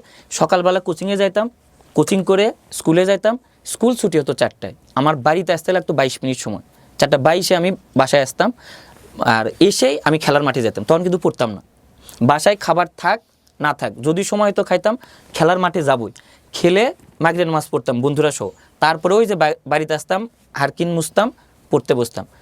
এই পড়া নন স্টপ পড়া। ক্লাস 9 এভাবে পার হলো, পরীক্ষা দিলাম, রোল 3 হলো, পড়ার পরিমাণ আরও বেড়ে গেল। বাবা মার অবস্থা কিন্তু খুব ভালো হয় নাই। এখন কোচিংটাই পাইতেন শুধু, কোচিংটা না, আলাদা কোনো ইয়ে না, আলাদা পড়তাম না, তবে কোচিংটা অনেক ভালো ছিল। ফেতরার টাকার অংশ দিয়ে কোচিং। হ্যাঁ, বেশিরভাগ। আর যখন জ্যৈষ্ঠ মাস হতো যে বাবা মা একটু বেশি টাকা পাইতো, তখন কিছু টাকা একটু দিত। আপনার বাবা কি করতো? কৃষিকাজ। কৃষিকাজ। যদিও পারতেন না, তারপর আস্তে আস্তে সময় তো হয়ে গেছে। কয় ভাই বোন ছিলেন আপনারা? আমরা 2 ভাই, কোনো বোন ছিল না। বোন ছিল, আপনি আমি বড়? বড়, হ্যাঁ। আমার ছোটটা তো আরো আমার ছোট। অতঃপর ক্লাস 10, এবার পড়ার পরিমাণ কিন্তু আরো কয়েক গুণ। এমনও সময় গেছে, কোন স্কুলে যেন ছিল এটা? ফুলবাড়ি গমিরুদ্দিন বহুমুখী উচ্চ বিদ্যালয়। ফুলবাড়ি আমার জন্য খুব নস্টালজিক। আমার বাড়িও বগুড়া, আপনি জানেন বোধহয়। হ্যাঁ, জানি আপনার বাড়ি। জি, তারপর? আমি এমন সময় গেছে পড়তে বসছি বাদ মাগরিব, এর মাঝখানে শুধুমাত্র খাওয়া আর ইশারের সালাদ, তারপরে পড়তে পড়তে ফজরের আজান দিয়েছে। আমার নানা ছিলেন দুলু নানা, উনি যাইতেন আমাকে ডাক দিতেন, কে নামাজ পড়তে যাবো না? নানা সময় হয়ে গেছে, ফজর নামাজ পড়তে যেতাম। ফজর নামাজ পড়ে এসে কোনোদিন ঘুমাইতাম, কোনোদিন ঘুমাইতাম না, আবার কোচিংয়ে যাইতাম। কারণ কোচিংয়ে সকালে যেতে হয়, হেঁটে হেঁটে যেতে হয়, আমাদের ট্রান্সপোর্ট ভালো না, রাস্তাঘাট ছিল না, মাটির রাস্তা, ওই রকম তো ইয়ে নাই, হেঁটেই যাওয়া লাগতো। কিন্তু আপনার মধ্যে এই যে ব্যাপার, পড়ার যে ব্যাপারটা, এটা আসলো কেন? আমি নিজেও জানি না কিভাবে আসছে। হঠাৎ করে ওই যে একটা সিদ্ধান্ত, আমি আইসক্রিম বেচবো না আজ থেকে, তারপরে আর কোনো দিকে আমি ফিরে তাকাই নাই। বই নাই, নো প্রবলেম, আমার বন্ধুদের কাছ থেকে বই ধার করতাম, বন্ধুরা বই দিত। ক্লাস 10-এ ওঠার পর ফার্স্ট টাইম পরীক্ষা গেল, এবার তো টেস্ট পরীক্ষা। টেস্ট পরীক্ষার পড়া হয় টেস্ট পরীক্ষা, টেস্ট পরীক্ষার ভিতরে কিন্তু টেস্ট পেপার লাগে। আমার কিন্তু টেস্ট পেপার কেনার টেস্ট পেপার কি এখনকার ছেলেমেয়েরা পড়ে? এখনো পড়ে। আমাদের সময় আমাদের টিচাররা বলতো টেস্ট পেপার গলার মালা হওয়া উচিত। এখনো মানে টেস্ট পেপার মানে তো অনেকগুলো বছরের কোশ্চেন পেপার নিয়ে বানায়, কারণ ওটা কমপ্লিট করে ফেললেই মোটামুটি সবই কমন পড়ে যায়। আমার টেস্ট পেপার কেনার টাকা ছিল না। এর মধ্যে আমি কিন্তু এখন আমার বাড়িতে আছি, এর মধ্যে একটা প্রবলেম হলো, আমার চোখ দিয়ে পানি পড়ে, মানে ওই যে হারকিনের আলোতে পড়তে পড়তে চোখ দিয়ে পানি পড়ে। এটা আবার আমার প্রাইমারি স্কুলের যে হেড টিচার ছিলেন, ওনার ছেলে মোহাম্মদ জাফর, উনি এটা দেখলেন। উনি দেখে বলো, ভাগ্নে তোমার হারকিনা তো আর পড়তে হবে না, এখন তো তুমি আমি যেখানে থাকি সেখানে পড়বা। গ্রামে ছেলেরা কিন্তু মূল পরিবারের সাথে থাকে না, খুলিতে উঠান যাকে বলে, সেখানে একটা ঘর থাকে, খানকা ঘর বলে, ওই খানকা ঘরে বেশিরভাগ ছেলেরা থাকে। মামা ওখানে থাকতেন, আমাকে ওখানে রাখতেন। কারেন্টের আলো পড়তে পারি এখন, আগের তুলনায় আরও বেশি পড়ি। কিন্তু কারেন্ট যখন যায়, এই যে লাইট আছে না, চার্জার লাইট, এর ভিতরে কিন্তু একটা ছিদ্র আছে, 2টা ছোট, এই যে ছোট ছোট লাইট আছে না, যে এত ঝাড়বাতির মতো, এটা দিয়ে কিন্তু অল্প একটু আলো হয়, ওই আলোতেও কিন্তু পড়া যায়। আমি করতাম কি, ওই আলোতে, কারণ চার্জার তো নাই ওই রকম, ওই লাইট দিয়ে শুধুমাত্র পৃষ্ঠার উপর যখন ধরতাম, পৃষ্ঠাটা আলোকিত দেখা যেত নতুন হলে, সেটা পড়তাম। আর যদি খালি মুখস্থ করা পড়া হয়ে থাকে, তাহলে কোনো টেনশন নেই, আমি পৃষ্ঠা উল্টাচ্ছি পড়তেছি, পৃষ্ঠা উল্টাচ্ছি পড়তেছি। এর মধ্যে একটা মজার ঘটনা ছিল স্কুলের, সেটা হলো আমাদের স্যাররা সব স্যারই মারতেন। তপন স্যার নামে একটা স্যার ছিলেন, উনি এইখানে মারতেন পান্টি দিয়ে, বৈজ্ঞানিক নাম। পান্টি বুঝবে? পান্টি মানে হচ্ছে লাঠি, ছোট লাঠি। হ্যাঁ, ভালো লাগতেছে আপনাকে আমার, কারণ অনেকদিন পরে আমি এলাকার লেকশন 2-1টা শুনতে পাচ্ছি। হ্যাঁ, ভেরি গুড। পান্টি, ছোট লাঠি যেটাকে বলা হয়। স্যারেরটা একটু বড় ছিল, স্যার টেবিলে বসতেন আর এইভাবে যার পড়াহানি বলতো, হস্ত প্রসারিত করো হে বালক অথবা বালিকা। যারা ডাইরেক্ট বলতো হস্ত পড়া হয় নাই, তাদেরকে এদিকে মারতো, আর যারা বলতো স্যার পড়া ধরেন, তাদেরকে এদিকে মারতো। সালামু আলাইকুম। ভিডিওর এই পর্যায়ে স্টুডেন্টদের জন্য একটা সুখবর দিচ্ছি। ইংলিশ থেরাপিতে যারা আপনারা ভর্তি হতে চেয়েছিলেন তাদের জন্য চালু হয়েছে ইংলিশ থেরাপিতে নিরাপদ ফিমেল হোস্টেল, একটি সুশৃঙ্খল এবং ইংলিশ ফোকাসড পরিবেশ শুধুমাত্র মেয়েদের জন্য।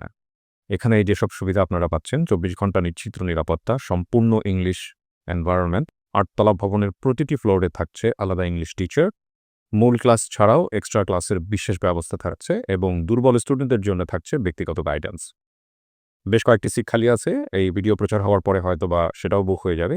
আগ্রহী হলে আপনারা এখনই বুকিং কনফার্ম করুন, এবং সিট যে কোনো মুহূর্তে শেষ হয়ে যেতে পারে। যোগাযোগ করবেন যে নাম্বারটিতে, আমি নাম্বার দুটো এই ভিডিওর কোনায় দিয়ে দিয়েছি, তারপরও মুখে বলে দিচ্ছি, 01750853198, আরেক নাম্বার হচ্ছে 01610853198। ঠিকানা হচ্ছে মিরপুর 2 নম্বর স্টেডিয়ামের 1 নম্বর গেটের অপোজিটে। ঠিক আছে, থ্যাংক ইউ সো মাচ। আমরা আবারও ফিরে যাচ্ছি মূল ভিডিওতে। একদিন এরকম ক্লাস, আমরা সবাই গেছি, তার ক্লাসের আগে সবাই ভয় করত, উনি কান ধরতেন এই জায়গায়, কান ধরার পর উনি বলতেন যদি চাল দাও ভিজা ভাত হয়ে যাবে, আর যদি ধান দাও খই হয়ে যাবে। জানি না হবে কিনা, তবে আমার মনে হয় হতেও পারে। কান গরম হয়ে যেত। কান গরম হতো মানে কি একদম পুরো বলে না ডিসপ্লে চেঞ্জ হয়ে যাওয়া, একদম ডিসপ্লে চেঞ্জ হয়ে যাওয়ার মতো অবস্থা। ওই দিন বৈজ্ঞানিক নাম দিছে পড়া, তারপর পর্ব ছিল ওই পরিফেরা নিডেড এরকম পর্ব আছে, পড়া ধরছে। সায়েন্স ছিল? Science, yes. আচ্ছা। এখন আমাদের যে বান্ধবীরা ছিল, বন্ধু বান্ধব মিলে এক জায়গায় ক্লাস হয়, সায়েন্সের ক্লাসগুলো। আমার আগে যে বান্ধবী নাম ছিল শাকিলা, ও অনেক সুন্দর, মানে দুধে আলতা চেহারা ওর। স্যার ওকে ডাকলো, ও বোর্ডে বৈজ্ঞানিক নাম লিখছে, লেখার পর বলছে হয়েছে, হ্যাঁ হয়েছে। ওই যে বৈজ্ঞানিক নাম লিখলে নিচে যে দাগ দিতে হয়, ও দাগ দিছিল না। স্যার ওকে এই দিকে একটা মার দিছে, ওই এটা ধরেই বাথরুমে চলে গেছে। এরপরে আমার পালা, আমি তো আমার মুখের ভিতরে যা কপ ছিল, মানে স্যাপ যাকে বলে, গিলে খাইছি, যে আমাকে যদি বৈজ্ঞানিক নাম ধরে আমি গিয়ে আগে দাগ দিব, ওর পরে আমার পালা। আমি গেলাম, আমাকে বলো কি পড়া হয়েছে? জি স্যার ধরে। আমার মনে আছে আমাকে ধরেছিল আর্থপোড়া পর্বের বৈশিষ্ট্য বলো। আমি 5-6টা বৈশিষ্ট্য বলছিলাম, বৈজ্ঞানিক নাম সহ বলেছি, উদাহরণ সহ। তারপরে কিছু হয় নাই, হস্ত প্রসারিত কর, হাত পাতাইলাম, মার দিল। আমি ওই যে বাইরে গেলাম, যা দেখি শাকিলা পানি দিচ্ছে হাতে। ওর অবস্থা দেখে আমার চোখ দিয়ে পানি এসে গেছে। চোখ টোক মুছে আবার ক্লাসে আসলাম। ক্লাসে আসার পর আমাদের সাথে স্কুলের সভাপতির মেয়ে পড়তো এবং কিছু স্যারের মেয়েও পড়তো। সভাপতির মেয়ে ও এখন বলছে স্যার ও তো অনেকগুলো বৈশিষ্ট্য বলছে, ওকে মারলেন কেন? তখন স্যার বলে যে ও একটা গুরুত্বপূর্ণ বৈশিষ্ট্য বলে না, সেটা কি? আর্থপোড়া পরের প্রাণীদের উপাঙ্গ সন্ধিযুক্ত। এটা আমি বলতে পারি না, অন্য সব বৈশিষ্ট্যই বলছি। এখন আর্থপোড়া পর্ব মনে হলেই মনে হয় যে আগে উপাঙ্গ সন্ধিযুক্ত হবে। এটা নিয়ে একটা ইন্টারেস্টিং ঘটনা আছে, সেটা হলো আমার খুব ইচ্ছা ছিল ওই স্যারের ছেলেকে আমি পড়াবো, প্রয়োজন হোক আমি একটা হলেও আদর করে হলেও থাপ্পড় দিব। সেটা পরবর্তীতে আছে, এটা এইরকম যে স্যারের সাথে পরবর্তী দেখা হয় আমার, মানে ইয়ের বাহিরে আর কি। এবার আমি কিন্তু পড়তেছি, এবার মামার বাড়িতে আসলাম। এর মধ্যে আমার বাবা কিন্তু পেশা পরিবর্তন করে। আচ্ছা। পেশা পরিবর্তন করে বাবা স্ট্রিট হকার হয়ে যান। গ্রামে গ্রামে যাইতেন, গিয়ে ভাঙা যে জিনিসগুলো থাকে, পেপার কাগজ, এগুলো কালেক্ট করতেন। কালেক্ট করে ফুলবাড়ি বাজার আছে ওখানে বিক্রি করতেন। বিক্রি করে যাওয়ার সময় সন্ধ্যাবেলা আমি যেখানে পড়ি সেই দিক সামনে দিয়ে রাস্তায়, ওখান থেকে আমাদের বাড়িতে যেতে হয়। আমার বাবা কিন্তু প্রতিদিন আমাকে জিজ্ঞেস করতো তখন, বাবা কিছু লাগবে কিনা পড়াশোনা। এবং বাবার সাথে যখন বাজারে যেতাম, কোনো স্যারের সাথে যদি দেখা হইতো, ওই দিন অবস্থা খারাপ। বাবার একটাই কথা, যে ছেলে আপনাদের শুধুমাত্র জিউটা যেন থাকে, জিউ মানে জীবন, বগুড়ার ভাষায় জিউ করে বলে, যে শুধুমাত্র জিউটা যেন থাকে, বাকিটুকু আপনাদের। স্যারেরাও মাশাআল্লাহ মার দিত, কোনো সমস্যা নেই। কোনো বাবা মা কোনো এসএসসির ব্যাচ কত? 2006।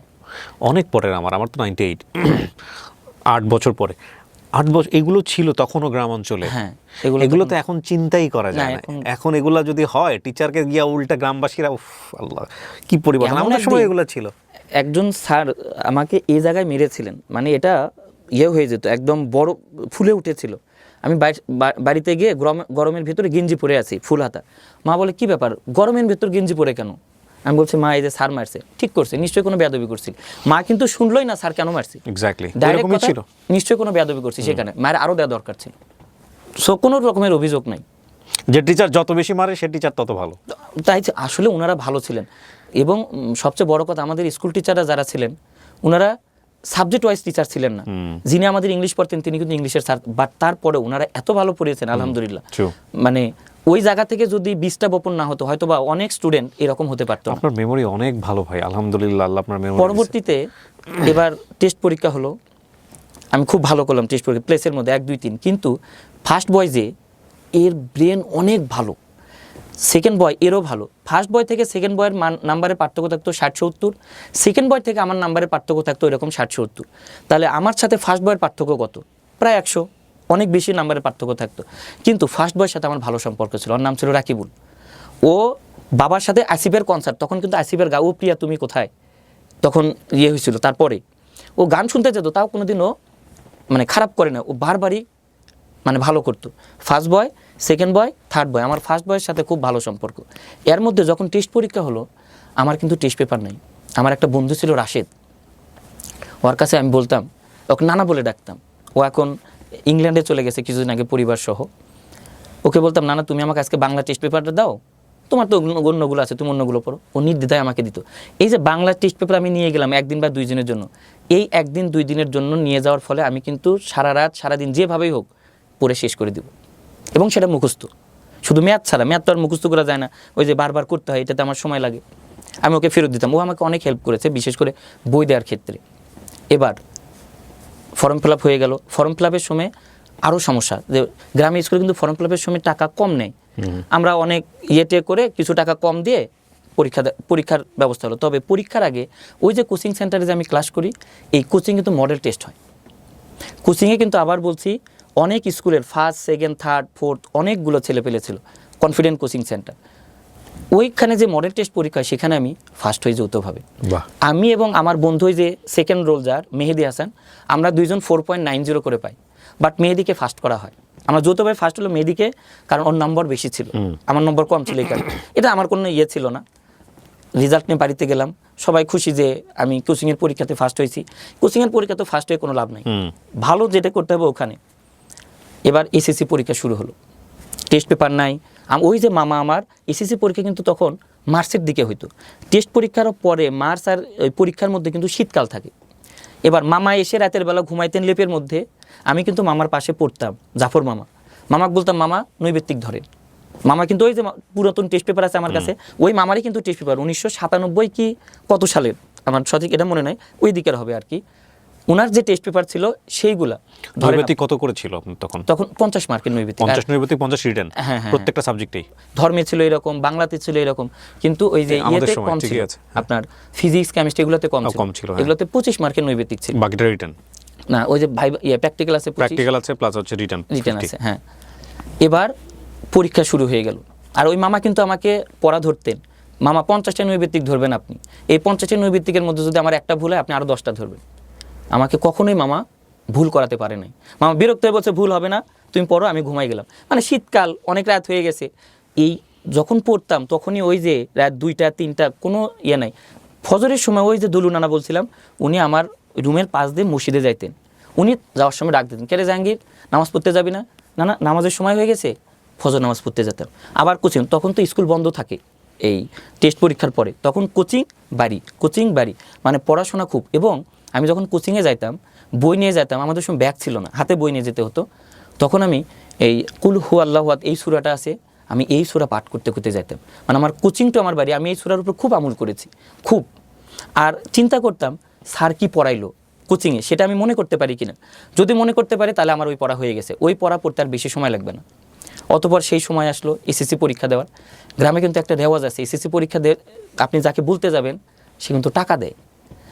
গ্রামে যাচ্ছি পরীক্ষা দিতে, নানার সাথে দেখা, তারা 10 টাকা 20 টাকা যেটা দিছে, এটা হলো আশীর্বাদ। নিয়ে গেলাম পরীক্ষা দিতে, পরীক্ষা হয়ে গেল।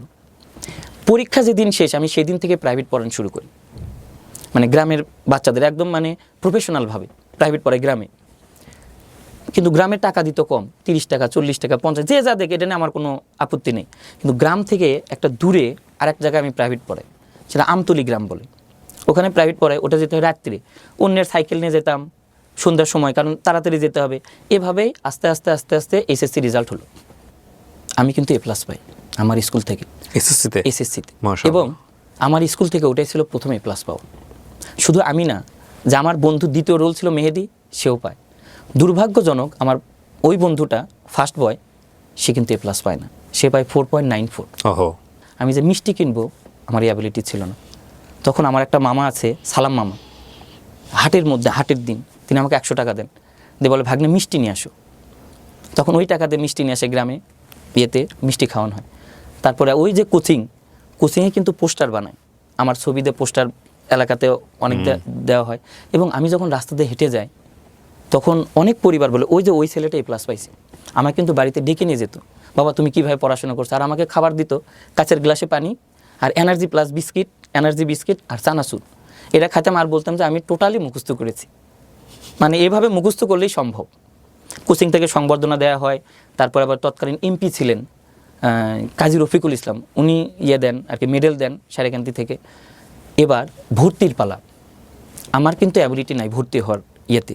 বাবা কি তখনও ওই ভাঙাড়ির ব্যবসায় করে? তখন কি দিয়ে বিক্রি করতেন, নিতেন? চিপস বলে, চিপস দিয়ে করতেন। হ্যাঁ, এই চিপস মানে এই যে প্যাকেটজাত চিপস, গুড়ের, ওই যে আলুর কিছু পাওয়া যায় না? ও আচ্ছা আচ্ছা আচ্ছা আচ্ছা। ওটার বিনিময়ে ওই এগুলো নিয়ে আসতেন, অথবা টাকা দিয়েও কিনে নিতেন।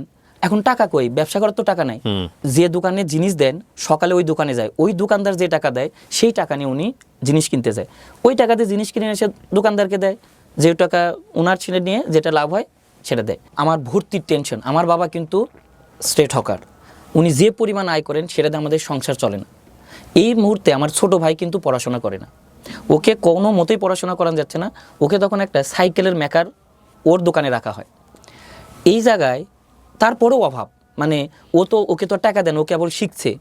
এই মুহূর্তে আমার তো ভর্তির সময় মাথায় আকাশ ভেঙে পড়ার মতো অবস্থা। কি করব? আমার বাবা একজন স্টেট হকার, চরম দরিদ্র। উনি আসলে এত শর্ট করে বলতেছে, আপনারা যদি এই খাবার দাবার সমস্ত কিছু আর সাইকেলের মেকার, আপনি বোঝেন গ্রামে একটা সাইকেলের মেকার কয় টাকা ইনকাম করে?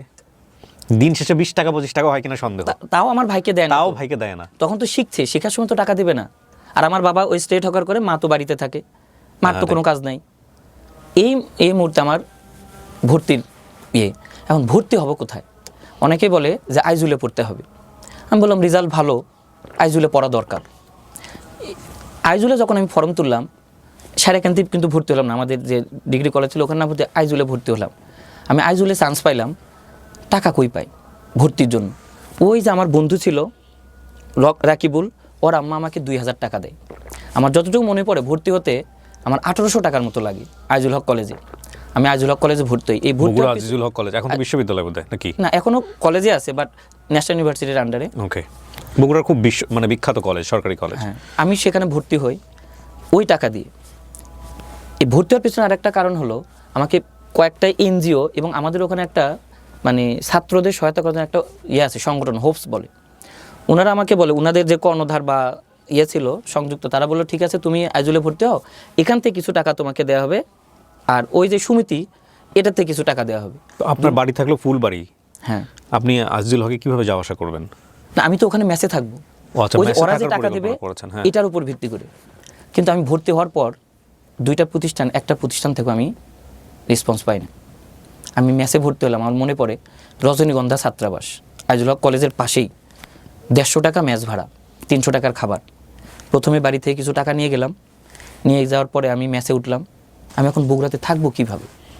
মেসের ভাইদের গল্প করলাম, মেসের ভাইরা অনেকভাবে বললো যে জাহাঙ্গীর, আমরা যে টাকা নষ্ট করি সেই টাকাতে তুমি পড়াশোনা করতে পারবা, বাট কিছু করার নাই এখন। এর মধ্যে আমার বাবা আমাকে দেখতে যায়, আমার ছোটো ভাইকে সাথে নিয়ে, খাবার টাবার নিয়ে আমাকে টাকা দেয় 1000। তখন আমি আমার ছোটো ভাইকে জিজ্ঞেস করি, বাবা এই টাকা পাইলো কই? আমার ছোটো ভাই বললো, ভাই এই টাকা সুদের উপর নিয়েছে, মানে লাভ যাকে বলে গ্রামে। তখন আমি বললাম যে লাভের উপর টাকা নিয়ে আমি বগুড়াতে পড়াশোনা করব না। আমি ব্যাক করে বাড়িতে চলে আসলাম, একদম মেস থেকে বাড়িতে চলে আসা। এখন কী করি? আমার কিন্তু আইজুল হকে পড়াশোনা বন্ধ হয়ে গেল। বাড়িতে আসলাম, ক্লাসও করতেছি না। এই মুহূর্তে সৈয়দ আহমেদ কলেজ বলে একটা কলেজ আছে গাবতলীতে, ওখানে আমাদের এলাকার একজন প্রফেসর ছিলেন, ওনার সাথে আমার কথা হলো। উনি বললো তুমি এখানে পড়তে পারবা। আমি আইজুল হক কলেজ থেকে ওখানে ভর্তি হলাম, কাগজপাতি তুলে নিয়ে এসে। ভর্তি হওয়ার পরে এখন আমি বাড়ি থেকে যে যাব সৈয়দ আহমেদ কলেজে, প্রায় বগুড়ার সমান দূরত্ব। গ্রামে একটা মামার আমি সাইকেল নেই, পুরাতন সাইকেল নিয়ে এটা চালিয়ে যাই আবার আসি, কিন্তু অনেক দূর হওয়ার কারণে আমি আর পড়াশোনা করতে পারি না। তখন আমি এই কথা ওনাকে আবার বললাম যে স্যার, আমি তো এভাবে গ্রাম থেকে পড়াশোনা করতে পারতেছি না। তখন উনি ওখানে একটা মেসেজ ঠিক করে দিলেন আমাকে। এটা হলো ভূগোল ডিপার্টমেন্টের একজন স্যার ছিলেন, সাজুর রহমান স্যার। ওনার মেসে আমাকে ফ্রি রাখবে, মেসে ফ্রি রাখবে, আর ওনার ছেলেকে আমি পড়াবো, উনি আমাকে 400 টাকা দিবেন। এটার পরিপ্রেক্ষিতে আমি আরেকটা প্রাইভেট পাই, একটা ছাত্রীকে পড়ায়, উনি 400 টাকা দিবে, 800 টাকা। তার মেসে আমি ফ্রি থাকতেছি আর 800 টাকা পাচ্ছি। এর মধ্যে তাহলে আমি ভালোভাবে চলতে পারবো। কিন্তু এর মধ্যে একটা ঘটনা ঘটে। আমি যখন সৈয়দ আহমেদে ভর্তি হলাম, আমার বাবা মা তখন গ্রাম ছেড়ে চলে যায়, কাউকে না বলে, আমাকেও না বলে। যাওয়ার কারণ আমাদের দেনা মানে অভাব, টাকার লোন হয়ে গেছে বেশি। এইটা পরিশোধ করার জন্য তারা ঢাকায় চলে আসে, যাতে করে তারা কাজ করবে এখানে, করে সেই টাকা পরিশোধ করবে। এই অবস্থা আমাদের যে ঘরটা ছিল, যারা টাকা পাইতো তারা ঘরটা আমার ভেঙে নিয়ে যায়, কিন্তু আমি কিছু বলতে পারি না। আর আশেপাশে আরও যারা টাকা পাইতো তারা অনেক গালিগালাজ করে, আমি কিন্তু নাই ওখানে। যারা শুনে তারা আমাকে বলে এ বলতেছে। অতপর আমি ওই যে টিউশনি করে 800 টাকা, আমার কিন্তু খেতে 800 টাকা লাগে না। যারা টাকা পাবে এদের টাকা আমি কিছু কিছু করে শোধ করি।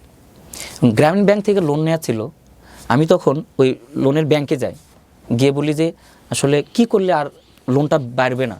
বললো আসল যে টাকা আছে এটা শোধ করতে হবে, যদি আপনি এটা আসলটা শোধ করে দেন। আমার মনে পড়ে 2000 টাকা আমাদের আসল ছিল। ওই তৎক্ষণাৎ 2000 টাকা মানে কিন্তু অনেক কিছু।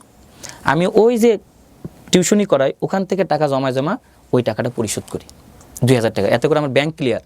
আর এই যে গ্রামে যারা টাকা পাইতো, একজনের টাকা আমি আস্তে আস্তে দিই, মাসে 200 টাকা, কোনো মাসে 100 টাকা, কোনো মাসে 300 টাকা, এভাবে দিয়ে আমার টাকাটা পরিশোধ হয়। এখন আমার বাবা মা তো গ্রামে নাই, এদিকে আমার পড়াশোনার অবস্থা এরকম। বাবা মা যখন চলে যায়, তারপরে আমার মাথায় একটা শক লাগে, এরপরে আমি আর আগের মতো পড়া মুখস্থ করতে পারি না। আমি যখন সৈয়দ আহমেদে পড়ি, তখন কিন্তু স্যারেরা যারা আমাকে প্রাইভেট পড়াতেন, তারা কিন্তু কেউ আমার কাছে টাকা নিতেন না। রসায়নের স্যার, ফিজিক্সের স্যার যারা আছেন, কেউ টাকা নিতেন না, অঙ্কের স্যার। আমি কিচ্ছু বুঝি না। এসএসসিতে আমার কিন্তু হায়ার ম্যাথ ছিল না, ইন্টার এসে ম্যাথ নেই আমি। এটা আরও বেশি কষ্টদায়ক। একে তো বাবা মা চলে গেছে, অনেক প্রেশার, পড়া মুখস্থ হয় না, এবং আস্তে পড়ার লেভেলটা অনেক কমে যায়, কারণ এইরকম টেনশনের মধ্যে পড়াটা ভালো হয় না। কারণ আমি যখন গ্রামে যাই, গ্রামে যে থাকবো কোথায়, আমার তো থাকার জায়গা নেই। গ্রামে থাকি, গ্রামে আমার একটা বন্ধু ছিল, নাম ছিল জাকির। আমি যখন গ্রামে যেতাম, ওর বাড়িতে থাকতাম, খাইতাম, ওর পরিবেশের সাথে আমার খুব ভালো সম্পর্ক ছিল। এইচএসসি পরীক্ষা দেবে, এবার এইচএসসি পরীক্ষার সময় আমার ফর্ম ফিল আপের টাকা নেই। প্রিন্সিপাল স্যারকে বললি, প্রিন্সিপাল স্যার নজবুল হক স্যার ছিলেন, উনি তখন টাকাটা দেয় ওনার পকেট থেকে বের করে 1,000 টাকা, এবং আমার কাছে কিছু ছিল, তার অর্ধেক আমার কাছে রেখে দেয়, কিছু টাকা নিয়ে আমার ইন্টারমিডিয়েট ফর্ম ফিল আপ শেষ হলো। ইন্টারমিডিয়েট যে ফর্ম ফিল আপ শেষ হয়, এখন আমি কই থেকে পড়াশোনা করব? আমার সেন্টার হলো গাবতলী। আমি আবার ওই যে এসএসসি পরীক্ষার সময় আমি যে প্রাইভেট পড়াতাম আমতলী গ্রামে, আমি ওই বাড়িতে চলে যাই। ওই বাড়িতে গিয়ে আমার যে ছাত্র ছিল, আমি সেই ছাত্রকে পড়াই, তাদেরকে আমি হেল্প করতাম, একটু মানে গ্রামে বলে হাত আড়াতি করে দাও, একটু কাজ টাজ করে দিতাম, বিনিময়ে তার বাসায় থাকতাম, খাইতাম। আবার ওই সারিয়াকান্তি আমি ওই যে কনফিডেন্ট কোচিং সেন্টার, এখন ওদের শাখা বা সারিয়াকান্তিতে আছে, ওখানে গিয়ে আমি কোচিং ক্লাস করতাম। কোচিং ক্লাস করে এবার পরীক্ষার সময় আসলো, ওই বাড়ি থেকে আমি পরীক্ষা দিলাম। পরীক্ষা দেওয়ার পরে, এখন পরীক্ষার পরে কিন্তু গ্যাপ থাকে অ্যাডমিশনের আগে, এখন আমাকে বগুড়া আসতে হবে। বগুড়া এসে আমি কোথায় থাকবো? এই মুহূর্তে আমি কোচিং তো করতে হবে, আমার কাছে টাকা নেই। আমি রেটিনা কোচিংয়ে যাই, ওনাদের, আমার কিন্তু টার্গেট না মেডিকেল, বাট রেটিনা কোচিংয়ে যাই, একটা কোচিং তো করা লাগবে। ওখানে যাই, ওনারা আমার মাত্র 1,000 টাকার বিনিময়ে কোচিংয়ে ভর্তি করায় না। যাবো কই? 2 টাকা মানি ব্যাগ নেই। আমার ওই ছাত্র, এখন ওদের আইজুল হক কলেজের পিছনে ম্যাচ আছে, যেখানে অনার্স ভবন, আমিও ওই আইজুল হক কলেজে চলে গিয়ে ওর সাথে যোগাযোগ করি, ওর মেসে যাই, মেসেজে বলি যে এই ঘটনা, আমি আর ওখানে থাকবো না, এখন আমি মেসে থাকবো। এখন ও বলে আপনি মেসে থাকবেন, টাকা তো দেওয়া লাগবে, খাবার। আমাকে, আমার কাছে তো কোনো টাকা নেই। ও আবার আমাকে বাড়ি নিয়ে যায়, ওদের বাড়ি নিয়ে যাওয়ার আম্মুর সাথে ডিসকাস করে সিদ্ধান্ত হলো আমি ওদের মেসে থাকবো, মেসকে একটু দেখাশোনা করব, বিনিময়ে ওনারা আমাকে মেসে রাখবেন, প্লাস চাল দিবেন। কিন্তু মেসের খাতে যে মিল লাগবে, মানে তরকারির যে টাকা, এটা তো দিতে হবে। এখানে আমি একটা টিউশনি পাই, 700 টাকা দিয়ে টিউশনি। এটা ছিল আমার জীবনের সবচেয়ে বড় টিউশনি, যে 700 টাকার টিউশন। আমি ওই বাড়িতে পড়াতে যাই 3 দিন, বগুড়াতে কিন্তু 3 দিন পড়ান, শনি সোম বুধ, রবি মঙ্গল বৃহস্পতি। যেহেতু আমাকে 700 টাকা, আমি খুশি হয়ে ওনাকে বলি আমি প্রতিদিন পড়াবো। উনি মনে করছে যে 7 দিন পড়লে, যেহেতু 3 দিন পড়লে 700 টাকা সপ্তাহে, তাহলে যদি 6 দিন পর, তাহলে তো বেশি দেওয়া লাগবে। আমি কিন্তু বেশি নেবো না, ওই টাকা দিয়েই পড়াবো। দুর্ভাগ্যজনক, আমার ওই টিউশনিটা 2 মাস না 3 মাস পর চলে যায়।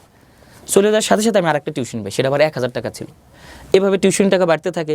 আমি কিন্তু কোনো জায়গায় ভর্তিতে চান্স পাই না। প্রথমবার অনেক জায়গায় পরীক্ষা দিয়েছি। এই পরীক্ষা দেওয়ার সময় এখন আমার তো ফর্ম তোলা লাগবে, টাকা কই? ওই যে আমার বন্ধু রাশেদ ছিল, ও কিন্তু আইজুল হক কলেজে চান্স পায় না, ও আর্ম পুলিশ ব্যাটালিয়নে চান্স পায়। ও আমাকে একটু হেল্প করে, ও যেখানে পরীক্ষা দিতে আমাকে নিয়ে যায়। চিটাগাং ইউনিভার্সিটিতে আমার মনে আছে, চিটাগাং ইউনিভার্সিটি 2 জন পরীক্ষা দিতে গিয়ে আমি 87.10 পেয়েছিলাম, আর নিয়েছিল 88 থেকে, মানে আমি 0.90 জন্য চিটাগাং ইউনিভার্সিটির চান্স পাই না। আর তখন কিন্তু ওয়েটিং থেকে যে টানাটানি হতো, এটা বোঝা যেত না এখনকার মতো এত বেশি। তখন অনলাইন তো এরকম না, আমার চিটাগাং ইউনিভার্সিটিতেও হয় না। আমি ওর সেকেন্ড টাইম দিই। এর মধ্যে কিন্তু আমি আইজুল হক কলেজে অনার্সে ভর্তি হই, ছিল কেমিস্ট্রিতে। আপনার ইন্টার রেজাল্ট জানি কি ছিল? 4.30। 4.30। এবং আমি ইন্টার রেজাল্ট খুব খারাপ হয় আমার। এবার আমি ভর্তি হলাম আইজুল হক কলেজ। তখন কিন্তু আমাদের ভর্তি পরীক্ষা দিয়ে ভর্তি হতো। আমি কেমিস্ট্রি নিলাম, মানে আমার কেমিস্ট্রিটা ভালো লাগতো আগে থেকে। মেসে থাকি, সেকেন্ড টাইম চেষ্টা করতেছি, সেকেন্ড টাইমও হয় না ওইভাবে। রংপুর বেগম রোকেয়া বিশ্ববিদ্যালয়ে আমার ওখানে চান্স হয়, মানে ভাইবার জন্য ডাক হয়। কিন্তু আমার ম্যাথ মালিক আমাকে বলল, রংপুরে থাকার চেয়ে তুমি বগুড়াতে থাকা অনেক ভালো, বগুড়াতে তুমি টিউশনি করতে পারবা, এটা একটা পজিটিভ। আর এখানে তুমি মাংনা থাকছো, যে কথা সেই কাজ। আমি বগুড়াতে স্টে করলাম। এরপরে শুরু হলো নতুনভাবে, আমি এখন টিউশনি করা শুরু করি। বাড়িতে বাড়িতে একটা টিউশনি করে 2,000 টাকা পাই, 3,000 টাকা পাই। এমনও সময় গেছে আমি টিউশনি করতে গিয়ে রাত 12টার সময় বাসা থেকে আসছি। টিউশনি করতে করতে অনার্স পরীক্ষা আমার চলছে, এর মধ্যে আমার টিউশনি বেশি হয়ে যায়। বাসায় 4-5টা পড়ায়, 3,000 টাকা করে হলে মাসে 15-20,000 টাকা। মেসে থাকতে আমার টাকা লাগে না, শুধু ওই মিল খরচ দিতে হয়, 1200-1300 টাকা দিলে হয়ে যায়, এভাবে আমি টাকা জমা করতে থাকি। আমার বাবা মা কিন্তু ঢাকাতে, ওনাদের সাথে আমার কমিউনিকেট হয়, আমি ঢাকাতে আসি, তাদের সাথে দেখা করি। এবার আমার টার্গেট, আমার তো ঘর নাই, একটা ঘর দিতে হবে, আমার খুব টার্গেট যে আমার একটা ঘর থাকবে গ্রামে।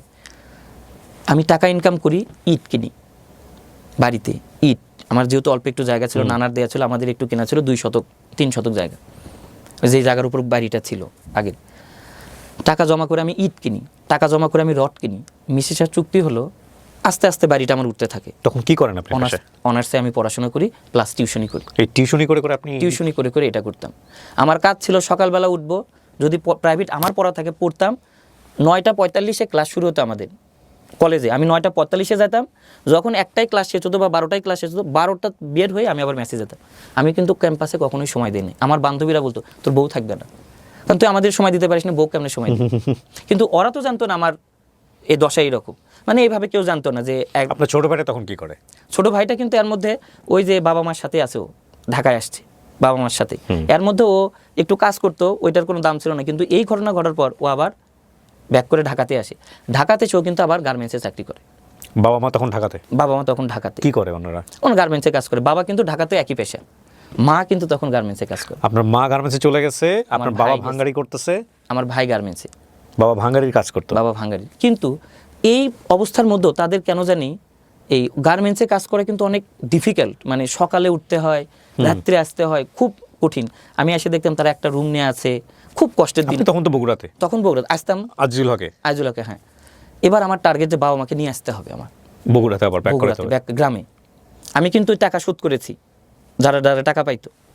বেসিক্যালি ওনাদের এখান থেকে চলে যাওয়া বেসিক্যালি ওই টাকার চাপ বা এগুলো? হ্যাঁ হ্যাঁ হ্যাঁ, এটার কারণে। পরবর্তীতে আমি ঘর উঠাই, এটা প্রায় 14-15 সালের ঘটনা।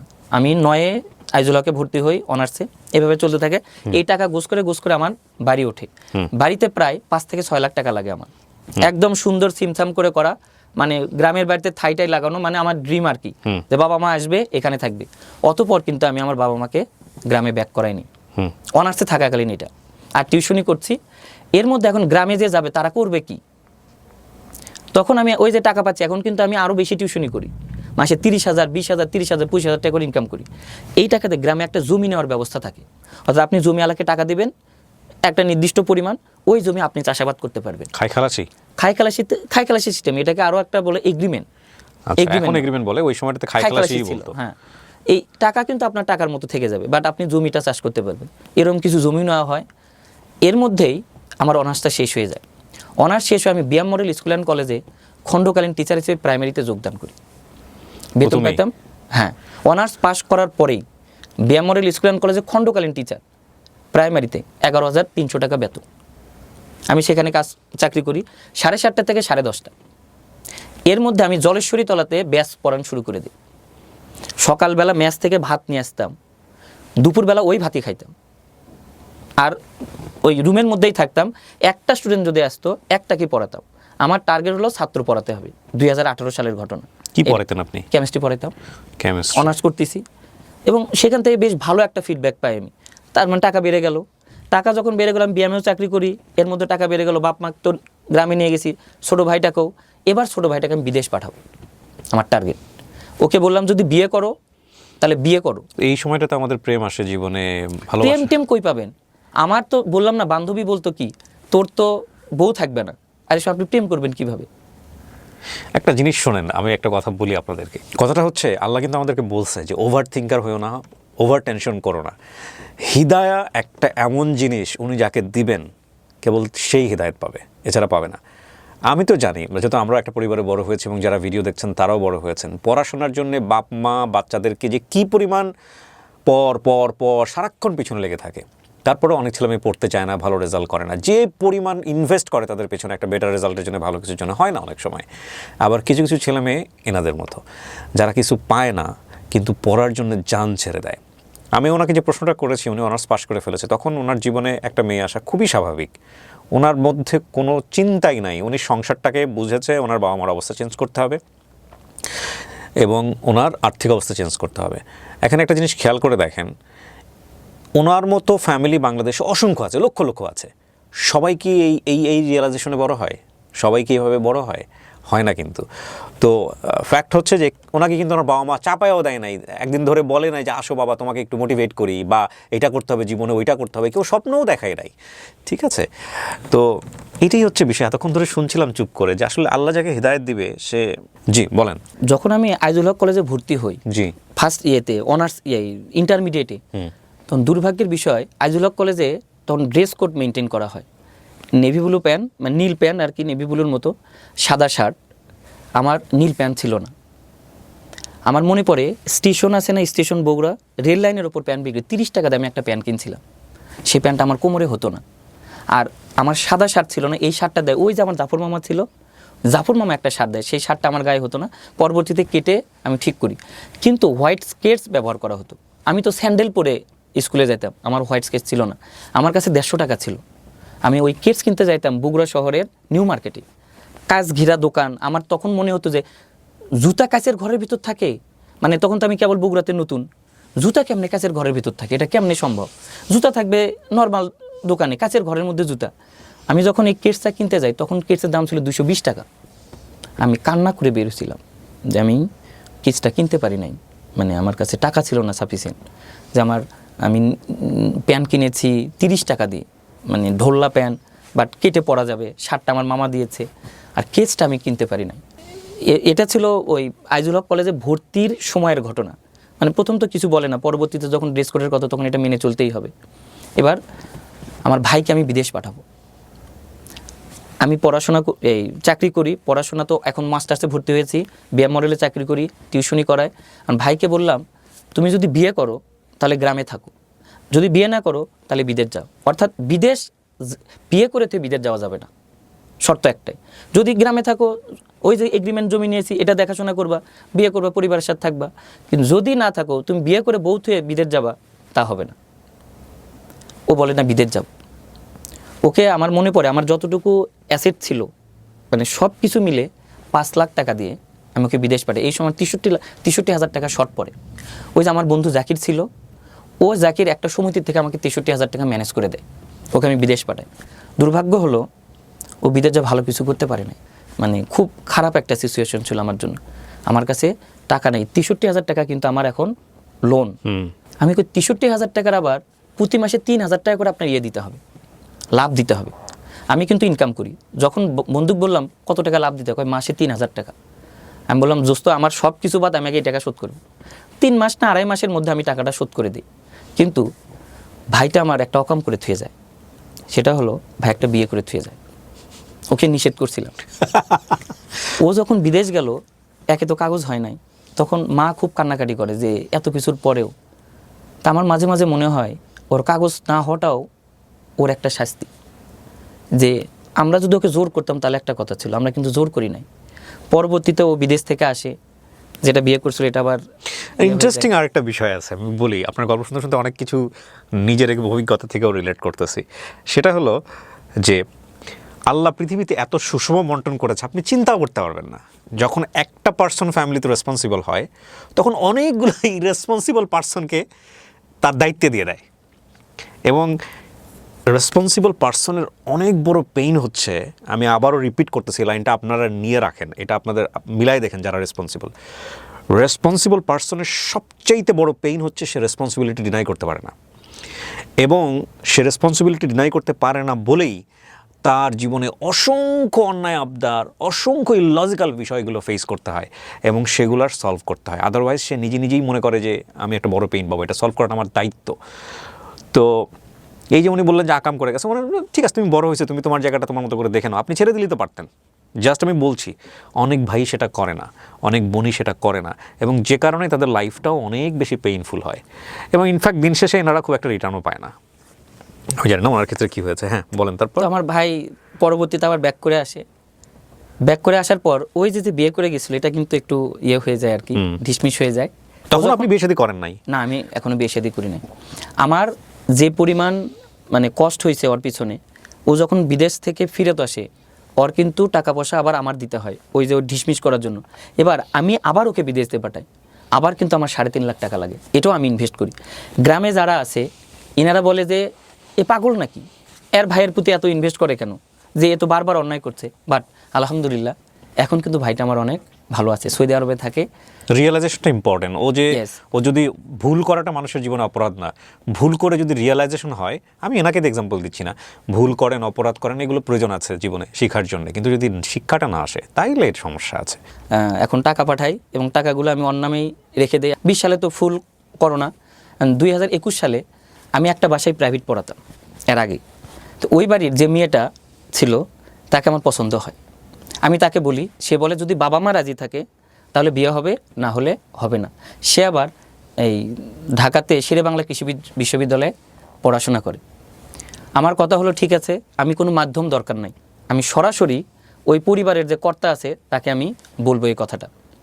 আমি এরকমভাবে মাগরিবের নামাজ পড়ে এশিয়ার থেকে, এশিয়া মিষ্টি আছে না, এখান থেকে 5 কেজি মিষ্টি নিয়ে সরাসরি বর্তমানে যিনি আমার শাশুড়ি, আমি ওনাকে যে অফার করি। এশিয়ার মিষ্টি কিন্তু বগুড়ার খুব বিখ্যাত মিষ্টি। হ্যাঁ। দুইটা হোটেল এশিয়াতে বগুড়াতে খুব বিখ্যাত, একটা হচ্ছে আকবরিয়া আর একটা হচ্ছে এশিয়া, পাশাপাশি রাস্তার এপার ওপার। তাই আমি আমার শাশুড়িকে বলি, প্রথম যে আমি মা বলে ডাকছিলাম যে মা আসলে আপনারা, আমার ওয়াইফের নাম আইরিন, যে আপনারা ওনাকে ওকে বিয়ে আপনার দিবেন। পছন্দ হলো কিভাবে ওনাকে? ওই যে ওর ভাইকে পড়াতাম। মানে ওনাকে জানেন না? ওনাকেও জানেন নাকি? ও জানতো যে আপনি ওকে পছন্দ করেন? হ্যাঁ, পছন্দ করি, অনেক বেশি পছন্দ করি।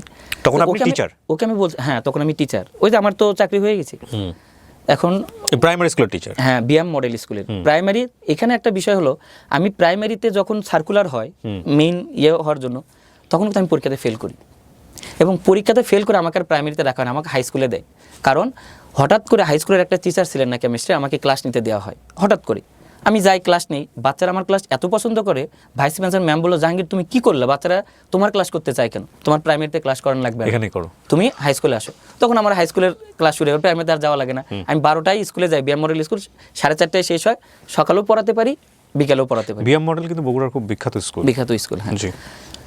তখন আমি আমার শাশুড়িকে বলি এভাবে, আমার শাশুড়ি বললেন যে বাবা, মেয়ে তো আমার একার না, বাবা আছে, ভাইয়েরা আছে, তাদেরকে বলি, তারা যা বলবে তাই। তবে আমার শ্বশুরের রিপ্লাইটা এমন ছিল, আমার শ্বশুর মানে অর্থনৈতিক দিক থেকে মানে আমার তুলনায় মানে অনেক অনেক তফারেন্স তাদের, মানে অনেক ভালো অবস্থা, অনেক ভালো অবস্থা। ঢাকাতে বাড়ি আছে, ইয়েতে ধানমন্ডিতে। তোরে বাবা, অনেক অনেক আর কি। এটা আরো আপনি সাহস করলেন কিভাবে? সাহসেরও তো একটা মানে ব্যাপার। আমার কথা, আমি এ যাবৎকাল কোনো কিছুতেই মানে নিজেই যা করেছি একদম ডাইরেক্ট, মানে কারো হলে মাধ্যমে- হবে, না হলে না হবে, না মানে হোক। এরকম একটা কিন্তু ব্যাপার আমি অন্য কাউকে বলবো, সে কিভাবে উপস্থাপন করবে, তাকে কি বলবে, সে আবার আমাকে কি বলবে, যা বলার আমাকে বলবে, কোনো সমস্যা নেই। কারণ আমি যেহেতু তাকে বলেছি, সেও তো অবশ্যই আমাকে তার ভালো লাগছে, না হলে আমাকে সে বলতো না যে বাবা মাকে বলতে হবে। তখন সে বাবা, তখন ওই শাশুড়ি আমাকে এইভাবে বলে, যে বর্তমানে এখন শাশুড়ি আর কি। কিন্তু আমার শ্বশুর বলে, মা শোনো, আমার বিষয় তো উনি জানেন, ওই যে পড়াতে যাইতাম, অর্থনৈতিক বিষয়টা ফ্যাক্টর না, আমি তোমাকে অঢেল টাকা আলার সাথে বিয়ে দিলাম, তুমি সুখী নও, এটার আমার দরকার নেই। তুমি যদি মনে করো সুখী, তাহলে তুমি যে কোনো জায়গায়, আমার কোনো আপত্তি নেই, তবে পরবর্তীতে কোনো কথা বলা যাবে না। এটা আবার আমার ওয়াইফ আমাকে বলে, যে বর্তমান ওয়াইফ, যে বাবা কিন্তু এইভাবে বলছে। আমি নো টেনশন, তাহলে বিয়ে তোমার সাথে আমার হবে নিশ্চিত। এবং আমার চাচা শ্বশুর ঢাকাতে থাকে, ওই একই সাথে ওখানে, উনিও একই রকম অ্যান্সার দেয়। কিন্তু আমার এক খালা শাশুড়ি ছিলেন যাত্রাবাড়িতে, ওনাদের কারখানা আছে আর কি, উনি রাজি ছিলেন না। ওনার কথা হলো, আমাদের সন্তান বিয়ে করবে, বগুড়াতে তার একটা বাড়ি নাই। আমি ওর আমার ওয়াইফকে মজা করে বলতাম, কে বলছে বাড়ি নাই, আমার গ্রামে বাড়ি আছে না, না বাড়ি থাকতে হবে বগুড়া শহরে। কিন্তু পরবর্তীতে বিয়ে ঠিক হয়, বিয়ে হলো আলহামদুলিল্লাহ 2021 সালের এপ্রিল মাসে আমাদের বিয়ে হলো। এবার করোনাকালীন কিন্তু তখনও একবারে ইয়ে হয়ে যায় নাই, আমার এই খালা শাশুড়িটা অসুস্থ হয়। তখন ওদের তো ব্যবসা তখন একটু কমজোরি, আর টাকা তো তখন এত বেশি ব্যবহার করা যায় না, ব্যাংক ট্যাঙ্ক ইয়ে করে দিয়েছিল না করোনার সময়ে, মানে আপনি ইচ্ছা করলে অনেক টাকা তুলতে পারবেন না, এরকম ছিল কিন্তু করোনার সময়। আমার শাশুড়ির টাকা দরকার পড়ে, তা আমার ওয়াইফকে আবার আমার ওই খালা শাশুড়ির ছেলেটা বলে যে দুলাভাইয়ের কাছে টাকা আছে কিনা। আমি ইমিডিয়েট বলছি, কত টাকা লাগবে, আমার কাছে যেটা ছিল বলে 2 লাখ হলে হবে। আমি বলি ইমিডিয়েট তুমি তাকে টাকা পাঠানোর ব্যবস্থা করো, কারণ সে বলেছিল সে আমাকে পছন্দ করেছিল না, তার মানে এই টাকা দিতে হবে তাকে। বিশ্বাস করেন, এখন শাশুড়ি আমাকে মানে তার ছেলের মতো ভালোবাসে, অনেক অনেক ভালোবাসে সবাই। আমি আমার শ্বশুর বাড়ি, আমার বাড়ি, আমার আত্মীয় স্বজন নিয়ে আমি খুব সুখী আলহামদুলিল্লাহ। মানে কোনো রকম ঝগড়াঝাটি কিচ্ছু নাই, মানে আমার পরিবার, আমার ওয়াইফ, শাশুড়ির মধ্যে নাকি ঝগড়া হয়, কখনোই এগুলো কিচ্ছু নাই। মানে এই দিক দিয়ে আমি খুব হ্যাপি, খুব হ্যাপি। এর মধ্যে বিএম মডেল থেকে থাকাকালীন সময় আমি কিন্তু আরও পরীক্ষা দিচ্ছি। আমার এনটিআরসি এর মাধ্যমে একটা চাকরি হয় শেরপুরে, কিন্তু আমি ওখানে যাই না, কারণ ওই গ্রামে থাকতে হবে, আমার টিউশনি করতে পারবো না। এর মধ্যে বাংলাদেশ বিমান বাহিনী শাহিন কলেজ বিমান বাহিনী কর্তৃক পরিচালিত বগুড়া শাহিন কলেজ হয়, ওখানে আমি প্রথমবার পরীক্ষা দিলাম, ভাইবা দিয়ে আসলাম যশোরে, আমার চাকরি হলো না। যে আমার সাথে গেছিলো তার চাকরি হয়েছে, একসাথে গেছি, আমার হলো না। আবার সার্কুলার হলো, প্রথমবার ছিল সহকারী শিক্ষক, পরে বলো ডেমনস্ট্রেটর, কলেজে পরীক্ষা দিলাম, এবারও চাকরি হলো না। যে লেকচারার ছিলেন ঢাকা বিশ্ববিদ্যালয়ের ভাইটা ছিলেন, ওনার হাই স্কুলে চাকরি হয়, সরকারি হাই স্কুল, উনি চাকরিটা ছেড়ে দেয়। এই খবরটা আমি শুনতে পাই। এই খবর শোনার পর আমার পড়া মানে কি বলবো, ওই যে এসএসসির সময় যে পড়া দিছিলাম আবার সেই পড়া শুরু। তখন আপনি বিয়ে শাদী করে ফেলছেন? হ্যাঁ, তখন আমার বিয়ে শাদী হয়েছে। এই মুহূর্তে বিয়া মডেলে চাকরি করি আমি তখনও, আর আমি চাকরির জন্য প্রিপারেশন নিচ্ছি, বিএফ সাইন করি। বিশেষ করে আমার টার্গেট হচ্ছে বগুড়াতে থাকা। এর মধ্যে আমি যে 2বার পরীক্ষা দিলাম কিন্তু হয় না। কিন্তু আমার কলিগ, বিএম মডেলের কলিগগুলো বলে, স্যার হয়তোবা আল্লাহ আপনার চেয়ে এর চেয়ে বড় পদে চাকরি করাবে, এই কারণে হয় না। আমি কই আল্লাহ মালুম, আল্লাহ জানে, এটা হয়তোবা হতে পারে। কিন্তু ওনারা যে আমাকে সান্ত্বনা দেওয়ার জন্য বলে, এটা তো অন্তত আমি বুঝি যে সান্ত্বনা দেওয়ার জন্য বলছে। এবার ওই ভাইটা চলে যাওয়ার পরে আমি পরীক্ষার প্রিপারেশন নিই। পরীক্ষার প্রিপারেশন নেওয়ার পরে আমার ওখানে আমি রিটেনে টিকি, 5ম হই রিটেনে। এবার ভাইভাতে রিটেন দেওয়ার পরে ডেমো ক্লাসটা খুব ইম্পর্টেন্ট, মানে কলেজে বা স্কুলে চাকরি করার জন্য, বিশেষ বেসরকারিতে। আমি একদম প্রিপারেশন নিয়ে যাই খুব ভালোভাবে, আমার ডেমো ক্লাসটা খুব ভালো হয়। শুনেছি পরে আমি ডেমো ক্লাসটায় ফার্স্ট ছিলাম। মানে এই 5 জন, এই 5 জনের ভিতরে কিন্তু ঢাকা বিশ্ববিদ্যালয়ে ছিলেন 2 জন, রাজশাহী বিশ্ববিদ্যালয়ে ছিলেন 2 জন, 4 জন, আমি 5ম, আর একজন ছিলেন ন্যাশনাল ইউনিভার্সিটি। এরপর ডেমো ক্লাসের রেজাল্ট হলো, এবার 3 জন টিকাইছি, আমি 3rd। ঢাকা বিশ্ববিদ্যালয়ের একজন আছেন, রাজশাহী বিশ্ববিদ্যালয়ের একজন আছেন, যিনি রাজশাহী বিশ্ববিদ্যালয়ের, উনি আবার ইয়েতে চাকরি করেন, দিনাজপুর হলিল্যান্ড কলেজে, উনি অভিজ্ঞ। আমি কিন্তু কলেজে চাকরি করি না। আবার ঢাকা বিশ্ববিদ্যালয়ের যে ভাইটা, উনি আমার বগুড়ারই, উনি আবার এখানে কি মহিবুল্লাহ নাকি একটা কলেজ আছে ঢাকাতে, ওখানে চাকরি করেন, ওনার এক্সপিরিয়েন্স। ভাইবা দিতে গেলাম, ভাইবার দিনে মানে যে ফার্স্ট দিনাজপুরের ওই ভাইটা, ওনার মানে ভাইবাতে যেভাবে যাওয়ার দরকার উনি সেভাবে প্রিপারেশন নেননি। মানে লুকিংটা খুব ভালো ছিল। আর আর্মিতে বা বিমানে এটা খুব সিরিয়াসলি, আমি তো অনেক বেশি ইয়ে হয়ে গেছি। আর যে ভাইটা ছিলেন ঢাকা বিশ্ববিদ্যালয়ের, উনি অনেক বেশি পড়তে ছিলেন।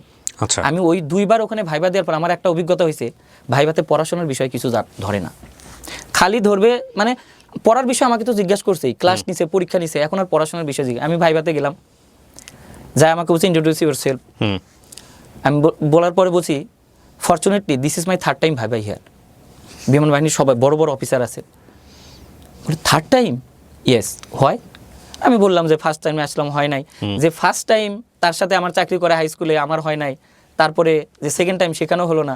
এবার আমার কলেজে পরীক্ষা দিতে আসছি। এবার ওই ভাইবা দেওয়ার সময় আমাকে বিমান বাহিনীর একজন লেডি অফিসার একটা প্রশ্ন করে যে দুর্গেশ নন্দিনী কে লেখে। আমি তৎক্ষণাৎ বলে দেই মাইকেল মধুসূদন দত্ত। এটা কিন্তু অ্যান্সারটা ভুল ছিল, পরবর্তীতে এসে দেখলাম। উনি তখন হেসে দিয়েছেন, আমিও হেসেছি, কারণ ভাইবাতে সিস্টেম হলো হাসতে হবে আমাকে। আমি হাসি দিয়েছি, উনিও হাসি দিয়েছে, আপনি শিওর? Yes ma'am, sure. তারপরে কিছু প্রশ্ন করে আমি যথাযথ উত্তর দেই। একটা প্রশ্ন ছিল এমন যে শ্রীলঙ্কা তো দেউলিয়া হয়েছে, বড় বড় প্রজেক্ট, বাংলাদেশ কবে দেউলিয়া হবে? আমি বলছি স্যার কোনো মতেই এটা সম্ভব না, কারণ তৎকালীন সরকারের প্রশংসা করে আমি বলছি এই সরকারের নেতৃত্বে বাংলাদেশ একসময় অনেক উন্নতি করবে। সো আমাদের অবকাঠামোগত উন্নয়ন এটা অনেক বেশি দরকার। এবং ওই সময় পদ্মা সেতু হয়, পদ্মা সেতুর একটা পার্ট আমি পড়ে গেছিলাম, এবং ওই পার্টটা বলি সেখানে যে অর্থনীতিটা কীরকমভাবে জিডিপিতে প্রভাব ফেলবে। পরবর্তীতে সবাই আর কি বোঝা গেল স্যাটিসফাইড। এবং আমার দাড়ি ছিল, আমাকে বলে আমাদের এখানে তো দাড়ি কাটতে হবে, বাট আমি জানতাম দাড়ি কাটা লাগবে না, ইসলাম ধর্মের স্যারের দাড়ি দেখছি বড়। দুর্গেশ নন্দিনী কিন্তু বঙ্কিমচন্দ্রের লেখা। বঙ্কিমচন্দ্রের, হ্যাঁ। পরবর্তীতে আমি বুঝতে পারি যে এটা বাংলা সাহিত্যের প্রথম উপন্যাস। হ্যাঁ, সৌভাগ্যক্রমে আমার চাকরিটা হয়ে যায় ওখানে লেকচারার পদে। এখন যারা আমার সাথে, এই কলেজটার নাম কি? বাংলাদেশ বিমান বাহিনী শাহিন কলেজ, অর্থাৎ বিএএফ শাহিন কলেজ। ওকে, ঢাকার যেমন কুর্মিটোলা আছে, ইয়েতে আছে, ওখানে এটা ওখানে হয়।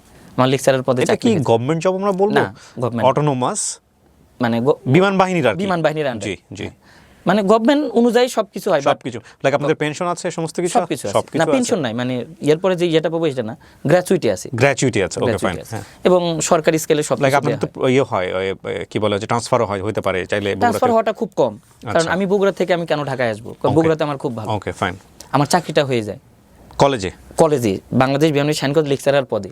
মানে এটা ছিল আমার কেমিস্ট্রিতে, এটা ছিল আমার জন্য ধরেন একজন বিসিএস ক্যাডার হওয়ার পর ওনার যে আবেগ, তার চেয়েও 6 গুণ আবেগ আমার বেশি। কারণ আমি বগুড়াতে থাকবো, ওখানেই একটা কলেজে চাকরি করতেছি, এখন করব, এবং আমার টিউশনি আছে সর্বোপরি। এখন কিন্তু আমি বেশ ভালো ইনকাম করি, বেশ ভালো স্টুডেন্ট পড়াই এখন ওখানেও। কত সালে জয়েন করলেন আপনি? 2023 সালে। 23-এ তো মাত্র 2 বছর হ্যাঁ, আগে। 2 বছর আগে 23 সালে জয়েন করি আমি। তারপর বিএমআরের চাকরিটা ছেড়ে দিয়ে ওখানে জয়েন করলাম।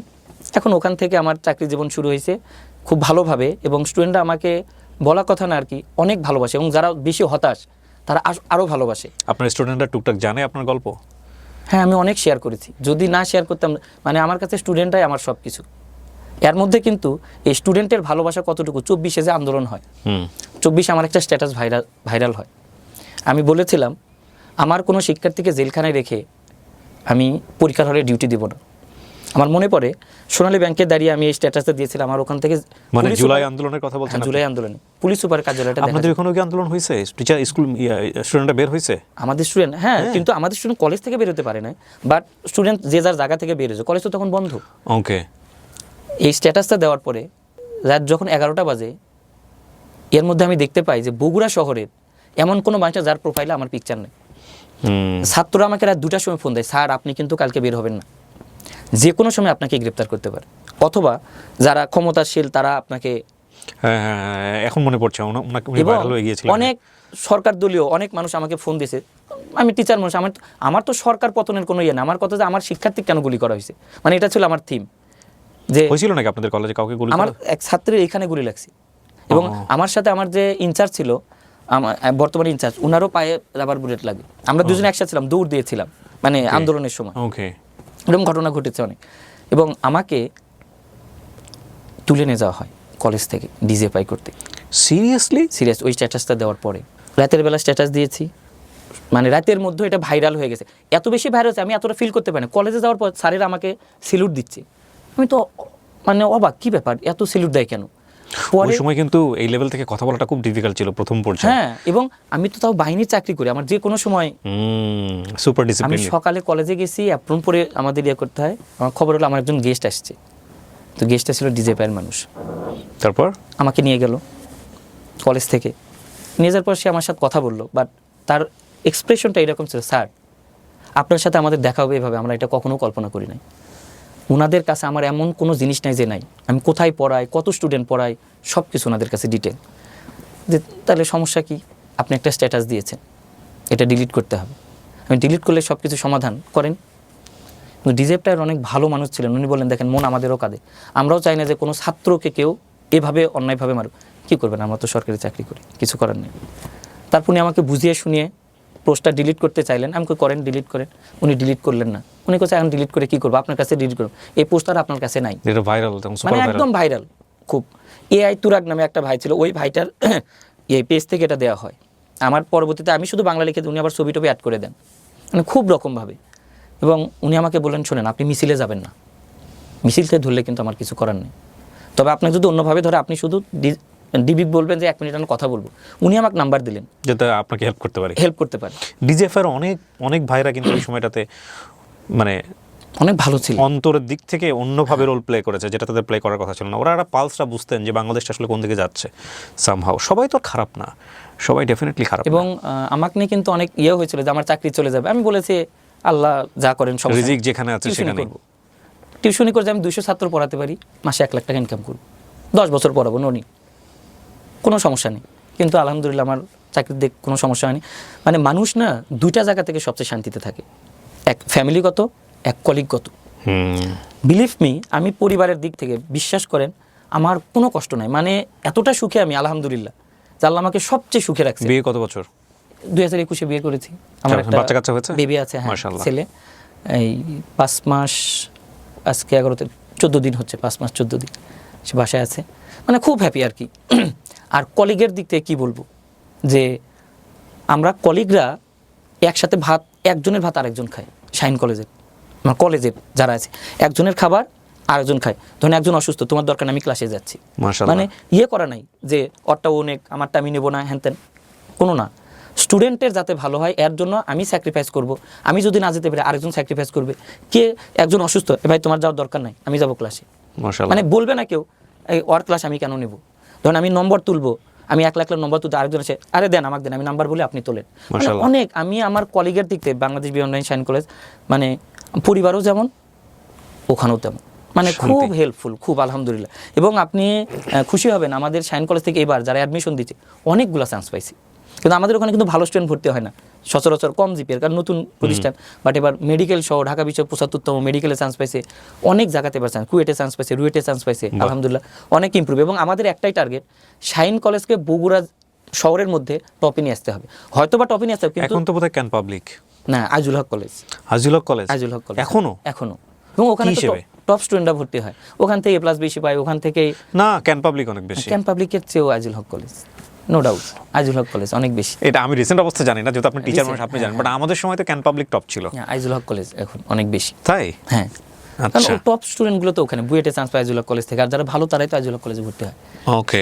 বিশেষ করে, কারণ টাকা লাগে না ওখানে, সরকারি খুব কম, পড়াশোনা মানবতে ভালো না? ভালো আলহামদুলিল্লাহ, ভালো পড়াশোনা Okay. ভালো। ক্যান পাবলিক কিন্তু বগুড়ার খুব ভালো কলেজ বাই দ্য ওয়ে, কিন্তু ক্যান পাবলিকের সব সিভিলরা এখন ভর্তি হতে পারে কিনা এটা নিয়ে আমার সন্দেহ আছে। ওটা তো ওখানে তো এখন আর্মিদের হ্যাঁ, জন্য আমাদের তাও বিমান বাহিনীর, বাট সিভিলরাও পারে। তবে আমি বিশ্বাস করি আলহামদুলিল্লাহ আমরা কলেজরা যেভাবে কাজ করতেছে, আমাদের শাইন কলেজ অতি দ্রুত ভালো ভালো পজিশন। পজিশন অলরেডি গেছে আলহামদুলিল্লাহ। কত বছর হলো এটা? 2020-এ স্থাপিত ও হয়েছে, বেশি দিন হয়নি, মাত্র 5 বছর। বাট তারপর আমাদের যতগুলো শাইন কলেজ আছে তার মধ্যে আমাদেরটা শিশু শাইন হিসেবে অনেক দূরে এগিয়ে গেছে, অনেক। টিচার মানুষ আপনি, আপনাকে জিজ্ঞেস করাটা ঠিক হবে কিনা যে কত ইনকাম না, করে? এটা আসলে আমি একটু করতে চাচ্ছি, বাট 6 ডিজিট তো অবশ্যই, মানে লাখ টাকার প্লাস তো অবশ্যই। এটা তো বগুড়ার মতো জায়গাতে বসে থেকে লাখ টাকা প্লাস ইনকাম করা, এটা কিন্তু অনেক বড় ব্যাপার। সেটা বড় কথা নয়, অর্থনীতি ওনার কাছে বড় ফ্যাক্ট নয়, উনি কি লাইফটা পাস করে এসছেন এটাই হচ্ছে কথা। এবং আমার এই ঘটনাগুলো কিন্তু বিয়ের পরে আমার ওয়াইফ সবগুলো জানেন, এবং মাঝে মাঝেই আমরা যখন গল্প করি আমি কিন্তু তাকে এই কথাগুলো বলি, সে নিজের থেকে শোনে, সে শুনে আমাকে আগ্রহ করে শোনে, আগ্রহ করেই শুনে। মাশাআল্লাহ। সে আমাকে এত বেশি সাপোর্ট করে আমার ওয়াইফ, বিলিভ মি। মানে আমার চাকরি ছিল না, ধরেন ভালো একটা বিএম মডেল তো আমার স্থায়ী চাকরি না, তারপরেও সে আমাকে কিন্তু ইগনোর করে নাই, সে আমাকে সাপোর্ট করে গেছে যে আপনার ভালো কিছু হবেই বগুড়াতে। এবং আমিও একটা ধান্দা যে আমি বগুড়াতে থাকবো। আমার শ্বশুর বলেছিলেন আপনি ঢাকায় থাকেন, বলছে না বাবা, কারণ বাবা মা গ্রামে থাকে, কোনো একটা কিছু হলে আমার বাবা মাকে কে দেখবে, অর্থাৎ আমি বগুড়াতেই থাকবো, আলহামদুলিল্লাহ এখানেই হবে। মহান আল্লাহ আমাকে বগুড়াতে 2 হাত ভরে দিয়েছেন আলহামদুলিল্লাহ। হয়তো বা অনেক বেশি কিছু দেয় নাই, বাট আমার জায়গা থেকে আমি সুখী আপনার আব্বা আলহামদুলিল্লাহ। আম্মার কি অবস্থা এখন? এখন অনেক ভালো আছে তারা, অনেক ভালো। মনে রাখবেন, সাকসেসের প্রথম বাধা হলো হতাশা। আমার মতো জায়গা থেকে আমি যদি পারি, তাহলে যে ভাইরা আছেন তারা কেন পারবে না? শুধুমাত্র একটাই পজিটিভ দিক খুঁজতে হবে, আমি সময় নষ্ট করব না, একটা টিউশনি করাবে, চাকরির পড়া পড়বে, কোনো একটা। এখন তো টাকা ইনকাম করা সবচেয়ে সহজ, True. কারণ ব্লগ করে এখন টাকা ইনকাম করা যায়। খালি হাই বন্ধুরা ডিম ভাজি দিয়ে অনেকে টাকা ইনকাম করে। 100% ট্রু, কারেক্ট। তাহলে এটা যদি হয়, আর খুব বেশি তো আপনার সেটআপও দরকার পড়ে না, যারা ব্লগ করে খুব বেশি সেটআপ না, কিন্তু টাকা ইনকাম করা আসলে টাকা এখন income করা খুবই এখন সহজ। আপনি বিশ্বাস করেন, আমার কলেজের যারা নৈশ পড়ে আছে এরা অটো চালায়, মাঝে মাঝে ওনাদের সাথে কথা, স্যার মাগরিবের পরে বেরিয়েছে 11টা বাজে, 700 টাকা ইনকাম করেছে। ওনার পুরো গল্পে আমার কাছে 2-3টা জিনিস মাথায় ধরে গেল। সেটা হচ্ছে উনি একসময় আইসক্রিম বিক্রি করতেন। হ্যাঁ, গ্রাম অঞ্চলে যদি আইসক্রিম বিক্রির গল্পটা যদি আপনার জানা থাকে, অ্যাটলিস্ট আইসক্রিম যদি কিনে খাওয়ার আপনার যদি লাইফ অভিজ্ঞতা থাকে, তাহলে দেখবেন এগুলো 25 পয়সায় পাওয়া যেত। আমরা যে বলতাম 4 আনা লাল স্যাকারিন দেওয়া আইসক্রিম, 1 টাকার, এটাকে বলতাম নারকেল কোনোরকম উপরে মাথায় দিয়ে নিচের দিকে একটু দুধ সো এই আইসক্রিমগুলো বিক্রি করে উনি ফেতরার টাকা যেটা বাঁচত সেটা দিয়ে কোচিং করে পড়াশোনা করেছে। সো এই রিয়েলাইজেশনগুলো জীবনে ঢুকিয়ে দেওয়াটা একাডেমিক পড়ার চাইতে অনেক বেশি ইম্পর্টেন্ট। আপনি স্টুডেন্টদেরকে বলেন মাঝে মাঝে এগুলা? মানে এমনও স্টুডেন্ট আছে আমার এই কথা শুনে, বিলিভ মি, পরবর্তীতে এসে বলে স্যার আপনি ওই কথাটা আপনি বলেছিলেন বিধায় আজকে আমি এই জায়গায় চান্স পেয়েছি। এক্স্যাক্টলি এগুলোই বলা উচিত বেশি বেশি। আল্লাহর প্রতি বিশ্বাস রেখে সে যে কোনো কাজ করবে সেখানেই বরকত হবে, সে ভালো করতে পারে, তবে অবশ্যই স্কিল ডেভেলপ করতে হবে। True. স্কিল ডেভেলপ করে যদি সে কাজ করে, যেমন আমি কথা বলতে পারি আলহামদুলিল্লাহ, এবং আমি এটাকেই কাজে লাগিয়েছি যে কথা কোথায় বলা যাবে। আর সর্বোপরি আমি বলবো আমার এলাকার জন্য যেটা বলি আর কি, আমার এলাকার মানুষ যদি আমার এটা শুনে থাকেন, প্লিজ জমি কিনেন না, ইনভেস্ট করেন সন্তানের উপর। সন্তান জমির চেয়েও বেশি কিছু হবে। তাই সন্তানকে বিদেশ পাঠানো আমাদের বা এলাকায় জমি কেনা জমিতে কিন্তু। না করে আপনি সন্তানকে পড়াশোনা করান, তার পিছনে সময় দেন, অবশ্যই সন্তান জমির চেয়েও বেশি কিছু হবে। আর আমার যে ভাইয়েরা আছেন যারা এখনো মেসে থাকেন বা হতাশার মধ্যে আছেন, প্লিজ হতাশা হওয়ার কিছুই নাই। আপনি শুধুমাত্র একটু চেষ্টা করেন, আমার মতো ছেলে যদি পারে, আপনি আমার চেয়েও ভালো জায়গায় আছেন, খেয়াল করেন, অবশ্যই আপনি পারবেন। জীবনে যে কোনো সিচুয়েশনে আশীর্বাদ যদি রিয়েলাইজেশনটা হয়, ঠিক আছে, এই হচ্ছে বিষয়। প্রিয় দর্শক এবং শ্রোতা, অসাধারণ একটা ইনশাআল্লাহ সেই দোয়া করে আমরা আজকের মতো এখানে শেষ করছি। অনেক ভালো থাকবেন আপনি। প্রিয় দর্শক এবং শ্রোতা, আজকের মতো এই পর্যন্তই। আসসালামু আলাইকুম।